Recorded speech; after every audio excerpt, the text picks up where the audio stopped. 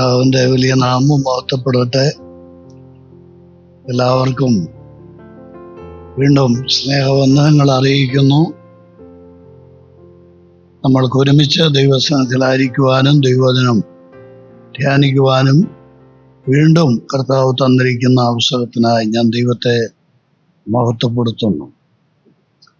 നമ്മൾ ഒടുവിൽ ചിന്തിച്ചത് ഇന്ന് പകല് ഇവിടെ ആരാധനയ്ക്ക് ശേഷം ഉള്ള വചന ശുശ്രൂഷയുടെ സമയത്ത് നമ്മൾ കർത്താവായ യേശുക്രിസ്തുവിനെ കുറിച്ചുള്ള പഠനത്തിൽ ക്രിസ്തുവിജ്ഞാനീയത്തിൽ നമ്മൾ പഠിക്കാൻ ശ്രമിച്ചത് കർത്താവായ യേശുക്രിസ്തുവിൻ്റെ ഇന്നലെ നമ്മൾ ഒന്നാമത് ചിന്തിച്ച അല്ലെങ്കിൽ പരിഗണിച്ച ക്രിസ്തുവിൻ്റെ പൂർവകാല പാസ്റ്റ് മാനിഫെസ്റ്റേഷൻ അല്ലേ, ഭൂതകാല വെളിപാടുകളാണ് നമ്മൾ ചിന്തിക്കാൻ ശ്രമിച്ചത്. അത് മൂന്നായിട്ട് തിരിച്ചാണ് നമ്മൾ പഠിക്കാൻ ആഗ്രഹിച്ചത്. യേശുക്രിസ്തുവിൻ്റെ പൂർവകാല ചരിത്രം നമ്മൾ പഠിക്കാൻ ശ്രമിച്ചത് മൂന്നായിട്ട് തിരിച്ചാണ്. ഒന്ന് ഇറ്റേണൽ പാസ്റ്റ് അല്ലേ, കർത്താവായ യേശുക്രിസ്തുവിൻ്റെ പൂർവകാല നിത്യതയിലെ കർത്താവിൻ്റെ അസ്തിത്വം. അതാണ് നമ്മൾ പ്രധാനമായിട്ടും ചിന്തിക്കാൻ ശ്രമിച്ചത്. The pre existence of Christ, യേശുക്രിസ്തുവിൻ്റെ പൂർവ അസ്തിത്വം. കട്ടി കൂടിയ വാക്കുകളൊക്കെ പറയുന്നെങ്കിലും മനസ്സിലാക്കാൻ ലളിതമാണ്. കർത്താവായ യേശുക്രിസ്തു മനുഷ്യാവതാരം ചെയ്യുന്നതിന് മുമ്പുള്ള കർത്താവിൻ്റെ അസ്തിത്വത്തെ സംബന്ധിച്ചാണ് പ്രധാനമായിട്ടും നമ്മൾ ചിന്തിക്കുന്നത്. അത് മൂന്നായിട്ട് വിഭജിച്ചാണ് നമ്മൾ പഠിക്കാൻ ആഗ്രഹിക്കുന്നത്. ഭൂതകാല ചരിത്രം മൂന്നായിട്ട് തിരിച്ചു പഠിക്കാനാണ് നമ്മൾ ആഗ്രഹിക്കുന്നത്. അതിലൊന്നാണ്, ആദ്യത്തേതാണ് ഏത്, പൂർവകാല നിത്യതയിലെ കർത്താവായ യേശുക്രിസ്തുവിൻ്റെ എക്സിസ്റ്റൻസ്, അസ്തിത്വം. രണ്ടാമത് നമ്മൾ ചിന്തിക്കാൻ ആഗ്രഹിക്കുന്നത് എന്താ, പഴയ നിയമ കാലഘട്ടത്തിലെ യേശുക്രിസ്തുവിൻ്റെ ചരിത്രം, ദ ഓൾഡ് ടെസ്റ്റമെന്റ് ഹിസ്റ്ററി. അതും പൂർവകാലമാണ് അല്ലേ, ഇപ്പോഴത്തെ കാലത്തോട് യോജിക്കുന്നതല്ല, അതും പൂർവകാലമാണ്. കർത്താവായ യേശുക്രിസ്തുവിൻ്റെ പഴയ നിയമ കാലഘട്ടത്തിലെ ക്രിസ്തു എന്നുള്ളതാണ് രണ്ടാമത്. മൂന്നാമത്തത് യേശുക്രിസ്തുവിൻ്റെ മനുഷ്യാവതാരം മുതൽ സ്വർഗാരോഹണം വരെയുള്ള ചരിത്രം. കർത്താവായ യേശുക്രിസ്തുവിൻ്റെ മനുഷ്യാവതാരം മുതൽ സ്വർഗാരോഹണം വരെയുള്ള കാലം. ഇതാണ് പാസ്റ്റ് മാനിഫെസ്റ്റേഷൻ അഥവാ പൂർവകാല വെളിപാടിൽ നമ്മൾ പഠിക്കാൻ ആഗ്രഹിക്കുന്ന മൂന്ന് കാര്യങ്ങൾ. ഇന്നലെ ചിന്തിച്ചത് ക്രിസ്റ്റോളജിയെ മൂന്നായിട്ട് വിഭജിച്ചാണ് ഇന്നലെ നമ്മൾ കണ്ടത് അല്ലേ. ക്രിസ്തു ശാസ്ത്രത്തെ മൂന്നായിട്ട് തിരിച്ചിരിക്കുകയാണ്. ഒന്ന് ദ പാസ്റ്റ് മാനിഫെസ്റ്റേഷൻ അല്ലേ, ഒന്ന് ദ പാസ്റ്റ് മാനിഫെസ്റ്റേഷൻ. രണ്ടാമത്തത് ദ പ്രസന്റ് മിനിസ്ട്രി. മൂന്നാമത്തത് ദ പ്രോസ്പെക്റ്റീവ് മാജസ്റ്റി അഥവാ കർത്താവിൻ്റെ ഭാവികാല മഹത്വം. അതിൽ ആദ്യത്തേതാണ് നമ്മൾ മൂന്നായി തിരിച്ചു പഠിക്കുന്നത്. ആദ്യത്തെ എന്താ, യേശുക്രിസ്തുവിൻ്റെ പൂർവകാല വെളിപാടുകൾ. അതിൽ നമ്മൾ ഒടുവിൽ ചിന്തിച്ചത്, പകലിൽ ചിന്തിച്ച കാര്യങ്ങൾ ആവർത്തിക്കാൻ പറ്റില്ല, ഇന്ന് പകലില്ലാതിരുന്നവർക്ക് വേണ്ടി ആവർത്തിക്കാനായിട്ട് പറ്റത്തില്ല. ഒടുവിൽ ചിന്തിച്ച കാര്യം നമ്മൾ കൊലോസ്യർക്ക് എഴുതിയ ലേഖനം 1-ാം അധ്യായത്തില് കർത്താവായ യേശുക്രിസ്തുവിൻ്റെ പൂർവകാല വെളിപാട് അല്ലെങ്കിൽ പൂർവകാല അസ്തിത്വം സംബന്ധിച്ച് പൗലോസ് പറയുന്ന ചില കാര്യങ്ങളാണ് നമ്മൾ ചിന്തിക്കാൻ തുടങ്ങിയത് അല്ലേ. അതിൻ്റെ 1-ാം അധ്യായത്തിൻ്റെ 15-ാം വാക്യം. എല്ലാവരും ഇങ്ങെത്തിയല്ലോ അല്ലേ ക്ലാസ്സിന്. എല്ലാവരും ഇവിടെ ഉണ്ട്. 1-ാം അധ്യായത്തിന്റെ 15-ാം വാക്യം എന്താ? അവൻ അദൃശ്യനായ ദൈവത്തിന്റെ പ്രതിമ. അതിനെ സംബന്ധിച്ച് ഞാനൊരു ചെറിയ ഒരു ചിന്ത പറഞ്ഞു അല്ലേ. ദൈവം അദൃശ്യനാണ്. അദൃശ്യൻ എന്ന് പറഞ്ഞാൽ ഇൻവിസിബിൾ, അത് ഇംഗ്ലീഷ് വാക്കാണ് അല്ലേ. അദൃശ്യൻ എന്ന് പറഞ്ഞാൽ നമ്മുടെ ഈ കണ്ണുകൾ കൊണ്ട് കാണാൻ കഴിയാത്തവനാണ് ദൈവം. നഗ്നനേത്രങ്ങൾ കൊണ്ട് ദൈവത്തെ കാണാൻ കഴിയുകയില്ല. യോഹന്നാൻ പറയുന്നത് എന്താ? ദൈവത്തെ ആരും ഒരു നാളും കണ്ടിട്ടില്ല എന്ന്. ദൈവത്തെ ആരും ഒരു നാളും കണ്ടിട്ടില്ല. പൗലോസ് പറയുന്നത്, ഞാൻ ഈ വട്ടത്തിൽ നോക്കേണ്ടി വരുന്നു. പൗലോസ് പറയുന്നത് എങ്ങനെയാണ്? 1 തീമോഥെയോസ് 6-ാം അധ്യായത്തിൽ പറയുന്നത്, മനുഷ്യരാരും കണ്ടിട്ടില്ലാത്തവനും കാണാൻ കഴിയാത്തവനും. യോഹന്നാൻ പറയുന്ന ദൈവത്തെ ആരും ഒരു നാളും കണ്ടിട്ടില്ല. എന്നാൽ പൗലോസ് പറയുന്നത് മനുഷ്യർ ആരും കണ്ടിട്ടില്ലാത്തവനും പിന്നെ കാണുവാൻ കഴിയാത്തവനുമാണ് ദൈവം. ആ അദൃശ്യനായ ദൈവത്തെ മനുഷ്യൻ കണ്ടിട്ടില്ലാത്ത, കാണാൻ കഴിയാത്ത ദൈവത്തെ മനുഷ്യന്റെ മുമ്പിൽ വെളിപ്പെടുത്താൻ വേണ്ടിയാണ് കർത്താവായ യേശുക്രിസ്തുവിനെ ഭൂമിയിലേക്ക് അയച്ചത്. അപ്പോൾ യേശുക്രിസ്തുവിനെ കുറിച്ച് പൗലോസ് പറയുന്ന, കൊലോസ്യ ലേഖനം 1-ാം അധ്യായത്തിൽ പൗലോസ് പറയുന്ന ഒന്നാമത്തെ കാര്യം, കർത്താവ് അദൃശ്യനായ ദൈവത്തിൻ്റെ പ്രതിമയാകുന്നു എന്നുള്ളതാണ്. രണ്ടാമത്, പൂർവകാല നിത്യതയിൽ കർത്താവായ യേശുക്രിസ്തു ആരായിരുന്നു എന്നുള്ളത് തുടർന്ന് അവിടെ പറയുന്നത് ദൈവത്തിന്റെ പ്രതിമയാണ്. രണ്ടാമത്, സർവസൃഷ്ടിക്കും ആദ്യജാതൻ. വേദപുസ്തകത്തിൽ ഈ ആദ്യജാതൻ എന്ന് പറഞ്ഞിരിക്കുന്നത് ആദ്യം ജനിച്ചവൻ എന്ന അർത്ഥത്തിലല്ല. ഈ വചനത്തെ പലരും യേശുക്രിസ്തു ദൈവത്തിന് ആദ്യം ഉണ്ടായ പുത്രനാണ് എന്ന് പറഞ്ഞ് പഠിപ്പിക്കുന്ന ഒരു രീതിയുണ്ട്. ഇവിടെ ഉപയോഗിച്ചിരിക്കുന്ന ആദ്യജാതൻ എന്ന വാക്ക് തിരുവെഴുത്തിൽ പലയിടത്തും ഉപയോഗിച്ചിട്ടുള്ളതാണ്. ഇസ്രായേലിനെ കുറിച്ച് ദൈവം പറയുന്നുണ്ട്, ഇസ്രായേലിന്റെ ആദ്യജാതൻ എന്ന് പറയുന്നുണ്ട്. എന്ന് പറഞ്ഞാൽ അതിൻ്റെ അർത്ഥം ദൈവത്തിന് ആദ്യം ജനിച്ച മകനെന്നാണ്. അല്ല, യേശുക്രിസ്തുവിനെ കുറിച്ച് പറയുമ്പോൾ തന്നെ തുടർന്ന് നമ്മൾ വായിക്കുന്നുണ്ട്, മരിച്ചവരിൽ ആദ്യജാതനാണ് കർത്താവെന്ന് യേശുക്രിസ്തു എന്ന് പറയുന്നുണ്ട്. നമ്മളെക്കുറിച്ച് പറയുന്നുണ്ട്, നമ്മൾ റോമാലേഖനം 8-ാം അധ്യായത്തിൽ കർത്താവായ യേശുക്രിസ്തു ആദ്യജാതനെന്ന് വിശേഷിപ്പിക്കപ്പെടാനുള്ള കാരണം അവിടെ 8-ാം അധ്യായത്തിൽ നോക്കണം, 29-ാം വാക്യം. റോമർക്ക് എഴുതിയ ലേഖനം 8-ാം അധ്യായത്തിന്റെ 29-ാം വാക്യം നയിക്കാം. തൻ്റെ പുത്രൻ അനേകം സഹോദരന്മാരിൽ ആദ്യജാതനാകേണ്ട. അപ്പോൾ യേശുക്രിസ്തുവിനെ ആദ്യജാതൻ ആക്കാനുള്ള കാരണം, ആദ്യജാതൻ എന്ന് വിശേഷിപ്പിക്കാനുള്ള കാരണം എന്താ? തൻ്റെ സഹോദരന്മാരിൽ ആദ്യജാതൻ എന്ന് പറഞ്ഞാൽ ഈ സഹോദരന്മാരാരാണ്? ഈ സഹോദരന്മാരാരാണ്?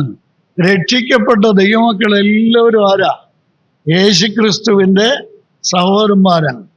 ഈ രക്ഷിക്കപ്പെട്ട ദൈവമക്കൾക്ക് എല്ലാവർക്കും ഈ ആദ്യജാതൻ യേശുക്രിസ്തു എന്ന ആദ്യജാതനുമായിട്ട് ജ്യേഷ്ഠ സഹോദരനാണ്. അപ്പോൾ ദൈവത്തിൻ്റെ അവകാശം സംബന്ധിച്ച് ആദ്യത്തെ പുത്രനാണ് എന്ത്? ഒരു കുടുംബത്തിൽ, ഇസ്രായേലിലെ ഒരു കുടുംബത്തിലെ ആദ്യജാതനാണ് എന്ത്?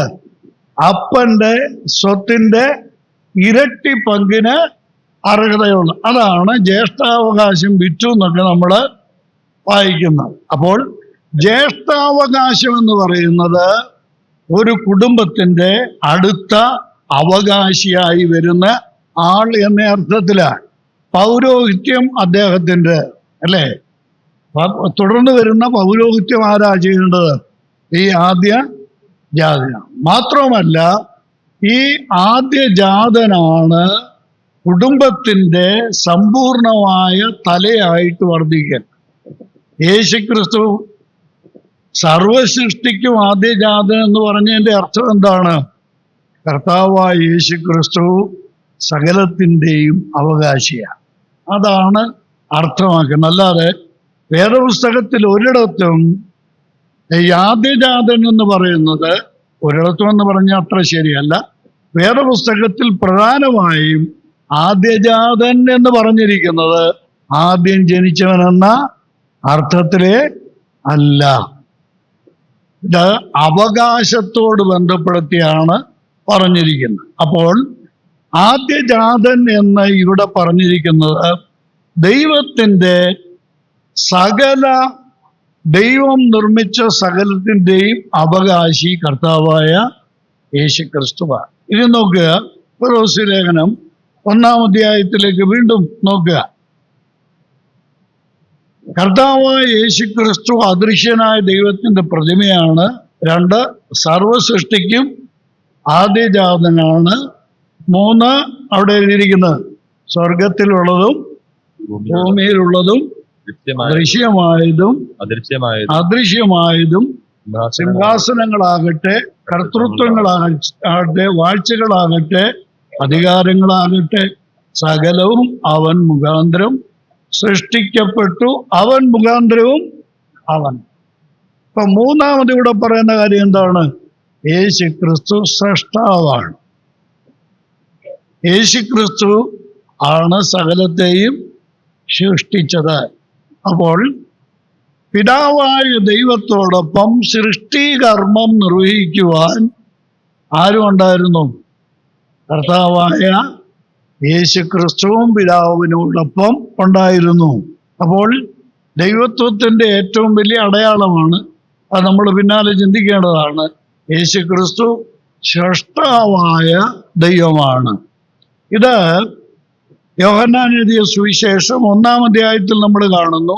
ആദിയിൽ വചനം ഉണ്ടായിരുന്നു, വചനം ദൈവത്തോടു കൂടെ ആയിരുന്നു, വചനം ദൈവമായിരുന്നു. അടുത്ത വാചകം എന്താ? അവൻ മുഖാന്തരം സകലവും സൃഷ്ടിക്കപ്പെട്ടു, ഉളവായതൊന്നും അവനെ കൂടാതെ ഉളവായതല്ല. അപ്പോൾ കർത്താവായ യേശുക്രിസ്തുവിനെ അവിടെയും ശ്രേഷ്ഠമായിട്ട് പറയുന്നു. വെളിപാട് പുസ്തകത്തിൽ നമ്മൾ കാണുന്നത് ഈ ആദ്യജാതൻ എന്നുള്ള വാക്ക് അവിടെ ഉണ്ട്. എന്താ? സർവ സൃഷ്ടിക്കും ആദ്യജാതൻ. അപ്പോൾ ഇതെല്ലാം കൂടെ ചേർത്ത് പഠിച്ചാൽ യേശുക്രിസ്തു ആരാണ്? സകലത്തെയും സൃഷ്ടിച്ച സ്രഷ്ടാവായ ദൈവമാണ്. അപ്പോൾ പൂർവകാല കർത്താവായ യേശുക്രിസ്തുവിൻ്റെ പിതാവിനോടൊപ്പമുള്ള യേശുക്രിസ്തുവിൻ്റെ അസ്തിത്വം സംബന്ധിച്ച് നമ്മൾ പഠിക്കുമ്പോൾ ഏറ്റവും പ്രധാനമായ കാര്യങ്ങളൊന്നാണ് കർത്താവായ യേശുക്രിസ്തു ശ്രേഷ്ഠാവായ ദൈവമാണ്. ഇനിയും അടുത്ത നമ്മൾ ഈ 17-ാം വാക്യത്തിൽ വായിക്കുന്നത്, അവൻ സർവത്തിനും മുമ്പേ ഉള്ളവൻ, പിന്നെ അവൻ സകലത്തിനും ആധാരം ആയിരിക്കുന്നു. അപ്പോൾ അവിടെ വരെ 17-ാം വാക്യം വരെ 15 മുതൽ 17 വരെയുള്ള വാക്യങ്ങളിൽ ക്രിസ്റ്റോളജിയുടെ ആദ്യ ഭാഗമാണ്. എന്താ? യേശുക്രിസ്തുവിൻ്റെ പൂർവകാല അസ്തിത്വത്തോട് ബന്ധപ്പെട്ട കാര്യമാണ് 17-ാം വാക്യം വരെ പറഞ്ഞിരിക്കുന്നു. 18-ാം വാക്യത്തിൽ ക്രിസ്തുശാസ്ത്രത്തിൻ്റെ അടുത്ത സ്റ്റെപ്പാണ് പറഞ്ഞിരിക്കുന്നത്. എന്താ? അവൻ സഭയെന്ന, അത് നമ്മൾ പഠിക്കേണ്ടത് അടുത്ത വിഷയത്തിലാണ്. ക്രിസ്തുവിൻ്റെ വർത്തമാനകാല ശുശ്രൂഷയോട് ബന്ധപ്പെട്ടും വർത്തമാനകാല സ്ഥിതിയോട് ബന്ധപ്പെട്ടുമുള്ളതാണ് ഇത് 18 മുതലുള്ള വാക്യങ്ങളിൽ കാണുന്നത്. അപ്പോൾ ഞാനതാ ഇന്ന് രാവിലെ പറഞ്ഞത്, ക്രിസ്റ്റോളജി അഥവാ ക്രിസ്തുശാസ്ത്രം സംബന്ധിച്ച് പൗലോസ് അപ്പോസ്തലൻ വളരെ വ്യക്തമായി യേശു ക്രിസ്തുവിനെ സംബന്ധിച്ച്, ക്രിസ്തുവിജ്ഞാനിയും സംബന്ധിച്ചുള്ള കാര്യം വ്യക്തമാക്കുന്ന ഭാഗമാണ് ഈ 1-ാം അധ്യായത്തിൻ്റെ 15 മുതലുള്ള വാക്യങ്ങൾ, 22 വരെയുള്ള വാക്യങ്ങൾ. അത് 18 മുതലുള്ള വാക്യങ്ങൾ നമ്മൾക്ക് പിന്നാലെ ചിന്തിക്കാനായിട്ട് ശ്രമിക്കാം. അപ്പോൾ കർത്താവായ യേശു ക്രിസ്തു ലോകസ്ഥാപനത്തിന് മുമ്പ്, രാവിലെ ചിന്തിച്ചത് ഓർക്കുന്നുണ്ടല്ലോ, ലോകസ്ഥാപനത്തിന് മുമ്പേ ദൈവത്തോട് ഒപ്പം കർത്താവായ യേശു ക്രിസ്തു ഉണ്ടായിരുന്നു. ഈ കർത്താവായ യേശു ക്രിസ്തുവിനെ കുറിച്ച് നമ്മളിന്ന് കണ്ട ഒരു കാര്യം, യേശു ക്രിസ്തുവിൻ്റെ നിത്യത്വം സംബന്ധിച്ച് നമ്മൾ കണ്ടത് എന്താ? നിത്യ പിതാവാണ്. ഇനിയും യെശയ്യാപ്രവചനം 23-ാം അധ്യായത്തിൻ്റെ 7-ാം വാക്യത്തിൽ, റഫറൻസ് അത്ര കൃത്യമായിട്ട് ശരിയാണോ എന്ന് എനിക്ക് അറിഞ്ഞുകൂടാ, എങ്കിലും ഞാനിവിടെ എഴുതിയിരിക്കുന്ന ആ റഫറൻസ് പറയുക.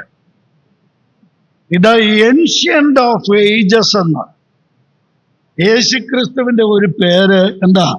മലയാളത്തിൽ അത്ര കൃത്യമല്ല. എന്താ? The ancient of ages. യുഗങ്ങൾക്ക് മുമ്പേ ഉണ്ടായിരുന്നവനാണ് കർത്താവായ യേശുക്രിസ്തു. അത് ഇംഗ്ലീഷിൽ പറഞ്ഞെങ്കിൽ അത് കൃത്യമാവുള്ളൂ, അല്ലേ? ഏൻഷ്യന്റ് ഓഫ് ഏജസ്, യുഗങ്ങൾക്ക് മുമ്പേ ഉണ്ടായിരുന്ന പുരാതനനായ ദൈവം. അതെ, പുരാതനനായ ദൈവം എന്ന് പിതാവിനെ കുറിച്ച് പറയുന്നുണ്ട്. അതേ കാര്യം തന്നെയാണ് ആരെക്കുറിച്ചും പറയുന്നത്, കർത്താവായ യേശു ക്രിസ്തുവിനെ കുറിച്ചും നമ്മൾ വായിക്കുന്നത്. ഇനിയും യേശു ക്രിസ്തു അത്യുന്നതനായ ദൈവത്തോടൊപ്പം അത്യുന്നതനായ ദൈവമായി, യെശയ്യാപ്രവചനം 9:6, വീരനാം ദൈവം. മലയാളത്തിൽ വീരനാം ദൈവം എന്നാണ് എഴുതിയിരിക്കുന്നത്, ഇംഗ്ലീഷിൽ മൈറ്റി ഗോഡ് എന്നാണ്. മൈറ്റി ഗോഡ് എന്നല്ല, ഓൾ മൈറ്റി ഗോഡാണ്. യേശുക്രിസ്തു ആരാണ്? പിതാവായ ദൈവത്തോടൊപ്പം സർവശക്തിയുള്ള ദൈവമാണ്. ദൈവം എന്ന് വെച്ചാൽ നമുക്ക് അത് പിന്നാലെ നോക്കാൻ സാധിക്കുമെങ്കിൽ ഞാൻ ശ്രമിക്കാം ആ ഭാഗമെന്ന് പറയാനായിട്ട്. ഈ കർത്താവായ യേശുക്രിസ്തു യോഹന്നാന് ഉണ്ടായ വെളിപാടിൽ നോക്കണം, 13-ാം അധ്യായത്തിന് 8-ാം വാക്യം. യേശുക്രിസ്തുവിനെ കുറിച്ച് അവിടെ പറയുന്നത്, ലോകസ്ഥാപനത്തിന് മുമ്പ് പിതാവായ ദൈവത്തോടൊപ്പം സകല ദൈവിക പ്രവൃത്തികളിലും യേശുക്രിസ്തു കൂടെ ഉണ്ടായിരുന്നു എന്ന് മാത്രമല്ല, അവിടെ വേറൊരു വലിയ സത്യം പറയുന്നുണ്ട്. 13:8, ലോകസ്ഥാപനം മുതൽ അറുക്കപ്പെട്ട കുഞ്ഞാടിന്റെ ജീവ പുസ്തകം, അല്ലേ? അപ്പോൾ യേശുക്രിസ്തു അറുക്കപ്പെട്ടതെന്ന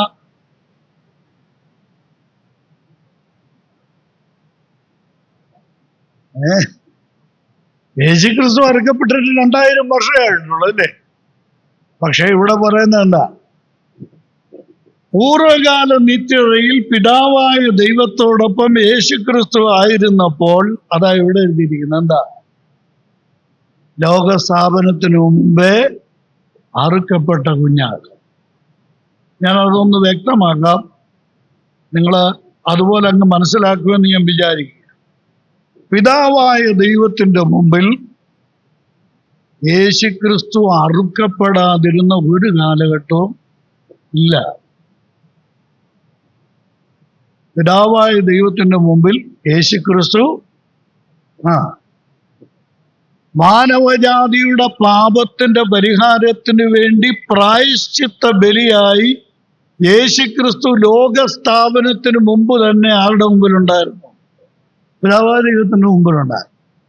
വർഷങ്ങൾ കുറെ കഴിഞ്ഞപ്പോ ദൈവം ഇങ്ങോട്ട് അയച്ചു എന്ന് മാത്രമേ ഉള്ളൂ. പിന്നീടാണ് ആ സംഭവം നമുക്ക് വെളിപ്പെട്ടത്. പിതാവിന് ഇത് എന്നും തൻ്റെ മുമ്പിൽ ഉണ്ടായിരുന്ന ഒരു യാഥാർത്ഥ്യമാണ്.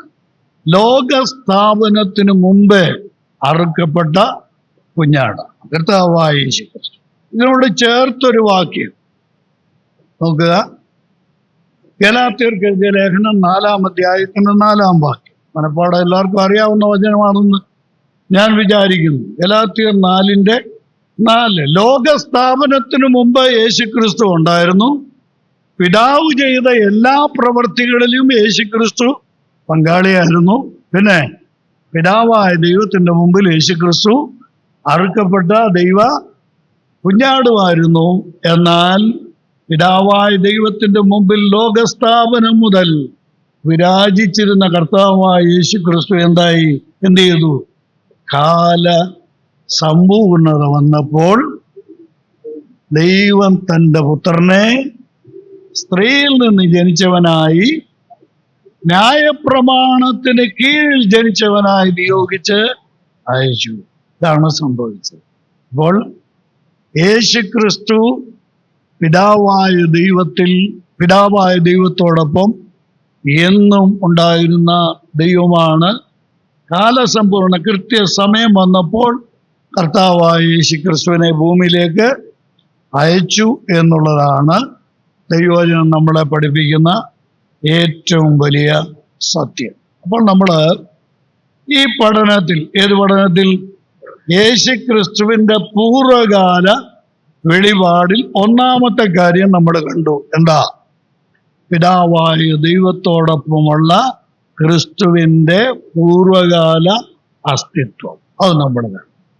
രണ്ടാമത്, വളരെ വിശദമായി പഠിക്കേണ്ട ബൃഹത്തായ വിശാലമായ രണ്ടാമത്തെ വിഷയം ദ ഓൾഡ് ടെസ്റ്റമെന്റ് ഹിസ്റ്ററി. കർത്താവായ യേശുക്രിസ്തുവിന്റെ പഴയ നിയമ ചരിത്രം എന്ന് പറഞ്ഞാൽ, പഴയ നിയമം എന്ന് നമ്മൾ പറയുമ്പോൾ പ്രധാനമായിട്ടും ഈ നിയമം ആരംഭിച്ചത് എന്നാ പഴയ നിയമം ആരംഭിച്ചത്? ഉത്തരം വന്നു, ശരിയാണ്. എന്നാ നമ്മൾ ഈ ഉൽപ്പത്തി പുസ്തകം മുതലേ എന്താ പറയുന്നത്? ന്യായപ്രമാണം എന്ന് പറയുന്നത്. എന്നാൽ യഥാർത്ഥത്തിൽ ന്യായപ്രമാണ കാലഘട്ടം എന്ന് പറയുന്നത് റോമാലേഖനം 5-ാം അധ്യായത്തിൽ ആദാം മുതൽ കാലഘട്ടത്തെ തിരിച്ചിരിക്കുന്നത് നിങ്ങൾ ശ്രദ്ധിച്ചോ? ആദാം മുതൽ മോശ വരെ, മോശ മുതൽ ക്രിസ്തു വരെ 5-ാം അധ്യായത്തിന്റെ 12 മുതലുള്ള വാക്യങ്ങളുണ്ട്. ചിലർ പറയാറുണ്ട് ഈ കാലഘട്ടം തിരിച്ചൊന്നും വേദപുസ്തകം പഠിക്കേണ്ട ആവശ്യമില്ല. ഈ 7 1000 നിത്യതയൊന്നും, പ്രത്യേകിച്ച് വെളിപാട് പുസ്തകം പഠിക്കുമ്പോഴാണ്, ഇല്ലേ? ഇതെവിടെ ഈ 7? പിന്നെ 7 പറഞ്ഞാൽ ഏതാ? മഹാപീഡനകാലം. അത് ഈ 7 തിരിച്ചിട്ട്, അത് കഴിഞ്ഞിട്ട് പിന്നെന്താ? ഈ 7 കഴിഞ്ഞിട്ട് 7 കഴിഞ്ഞിട്ടെന്താ? 1000 ആണല്ലേ? സഹസ്രം. 6 കഴിഞ്ഞിട്ടെന്ത്? ഇതൊന്നും തിരിക്കേണ്ട കാര്യം. അങ്ങനൊന്നും വേറെ പുസ്തകം കാലഘട്ടം അനുസരിച്ച് തിരിക്കേണ്ട ആവശ്യം ഇല്ല എന്ന് പഠിപ്പിക്കുന്നവരുണ്ട്. കണ്ടോ? വേറെ പുസ്തകം തന്നെ പഠിപ്പിക്കുന്നുണ്ട് കാലഘട്ടം അനുസരിച്ച്, അല്ലേ? നമ്മൾ മുമ്പേ വായിച്ച ഗലാത്യ ലേഖനത്തിൽ എന്താ കണ്ടത്? കാല സമ്പൂർണ്ണത. അതിന് ദൈവത്തിന് ഒരു ഫിക്സഡ് ടൈം ഉണ്ടായിരുന്നു. ആ ടൈം എന്ന് പറഞ്ഞാൽ ദൈവത്തിന്റെ കലണ്ടറിലെ ആണ്ട്, മാസം, തീയതിയും കലണ്ടറിലെ കഴിഞ്ഞാൽ പിന്നെ വാച്ചിനകത്തെ മിനിറ്റ്, സെക്കൻഡ് തെറ്റാതെയാണ് ദൈവം തൻ്റെ പരിപാടികളെല്ലാം എന്ത് ചെയ്യുന്നത്? ആസൂത്രണം ചെയ്തത് മാത്രമല്ല, ചെയ്തുകൊണ്ടിരിക്കുന്നത്, നിവർത്തിക്കുന്നത്. ദൈവം അങ്ങനെയാണ് കാര്യങ്ങൾ ചെയ്യുന്നത്. അങ്ങനെയാണെങ്കിൽ കാലഘട്ടം സംബന്ധിച്ച് നമ്മൾ തിരിച്ചു തന്നെ പഠിക്കണം, ഇല്ലേ? എങ്ങനാ? അവിടെ കർത്താവ് തന്നെ പറയുകയാണ്, ആദാം മുതൽ മോശ വരെയുള്ള കാലഘട്ടം അതെന്തല്ല? അത് ന്യായപ്രമാണ യുഗം അല്ല. മോശ മുതൽ മോശ വരെയുള്ള, ആദാം മുതൽ മോശ വരെയുള്ള കാലഘട്ടം. രണ്ടാമത്തെ കാലഘട്ടം ഏതാ? മോശ മുതൽ ക്രിസ്തു വരെ. നീ ക്രിസ്തു വരെ എന്ന് അവിടെ പറഞ്ഞിരിക്കുന്നെങ്കിലും മനസ്സിലാക്കാനുള്ള സൗകര്യത്തിലാണ്. യേശു ക്രിസ്തു സ്വർഗത്തിൽ പോയി പരിശുദ്ധാത്മാവിനെ അയക്കുന്നത് വരെയുള്ള കാലഘട്ടം. മനസ്സിലായോ? പെന്തക്കോസ്ത് വരെയുള്ള കാലഘട്ടം. ആ കാലഘട്ടം ഏതാ? അതാണ് യഥാർത്ഥത്തിൽ ന്യായപ്രമാണ യുഗം എന്ന് പറയുന്നത്. എന്നാൽ ഇവിടെ നമ്മൾ പഠിക്കുമ്പോൾ പഴയ നിയമം പ്രധാനമായിട്ടും അപ്പോസ്തലന്മാരും നമ്മുടെ കർത്താവായ യേശുക്രിസ്തു, എല്ലാവരും കേൾക്കുന്നുണ്ടല്ലോ അല്ലേ?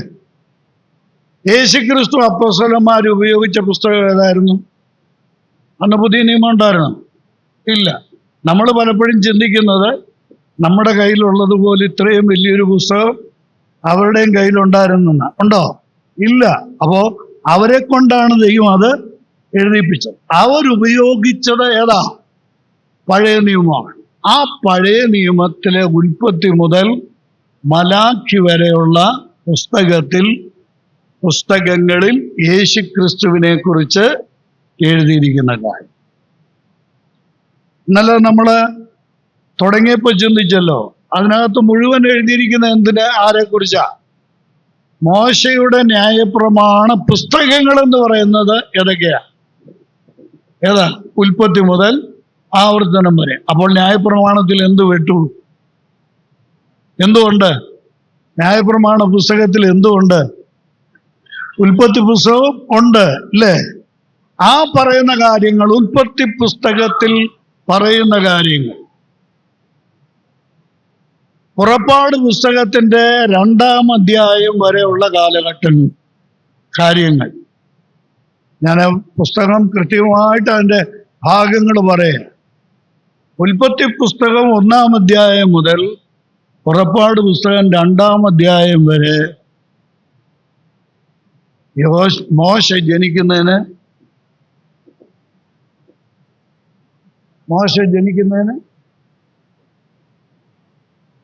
മുമ്പുള്ള കാര്യമാണ് അല്ലേ? ഇതൊക്കെ നമ്മൾ ഗ്രഹിക്കുന്നുണ്ട്. മോശ ജനിക്കുന്നതിന് മുമ്പുള്ള കാര്യം. ഇത് ഈ പുള്ളിക്ക് എങ്ങനെ മനസ്സിലായി? ഈ മോശയ്ക്ക് ഇതെങ്ങനെ കിട്ടി? നമ്മൾ വേറെ ദിവസം ഇങ്ങനെ ക്രിട്ടിക്കലായി കൂടെ ചിന്തിക്കണം, വിമർശനപരമായി കൂടെ വേറെ ദിവസം നമ്മൾ പഠിക്കണം. മോശ ജനിക്കുന്നതിന് എത്രയോ വർഷങ്ങൾക്ക് മുമ്പാണ് ആദാമ്യ ചരിത്രം ആരംഭിക്കുന്നത്. ആദാമ്യ ചരിത്രം തുടങ്ങുന്നതിന് മുമ്പാണ് ഈ ഭൂമി, ഈ പ്രപഞ്ചം സൃഷ്ടിക്കുന്നത്.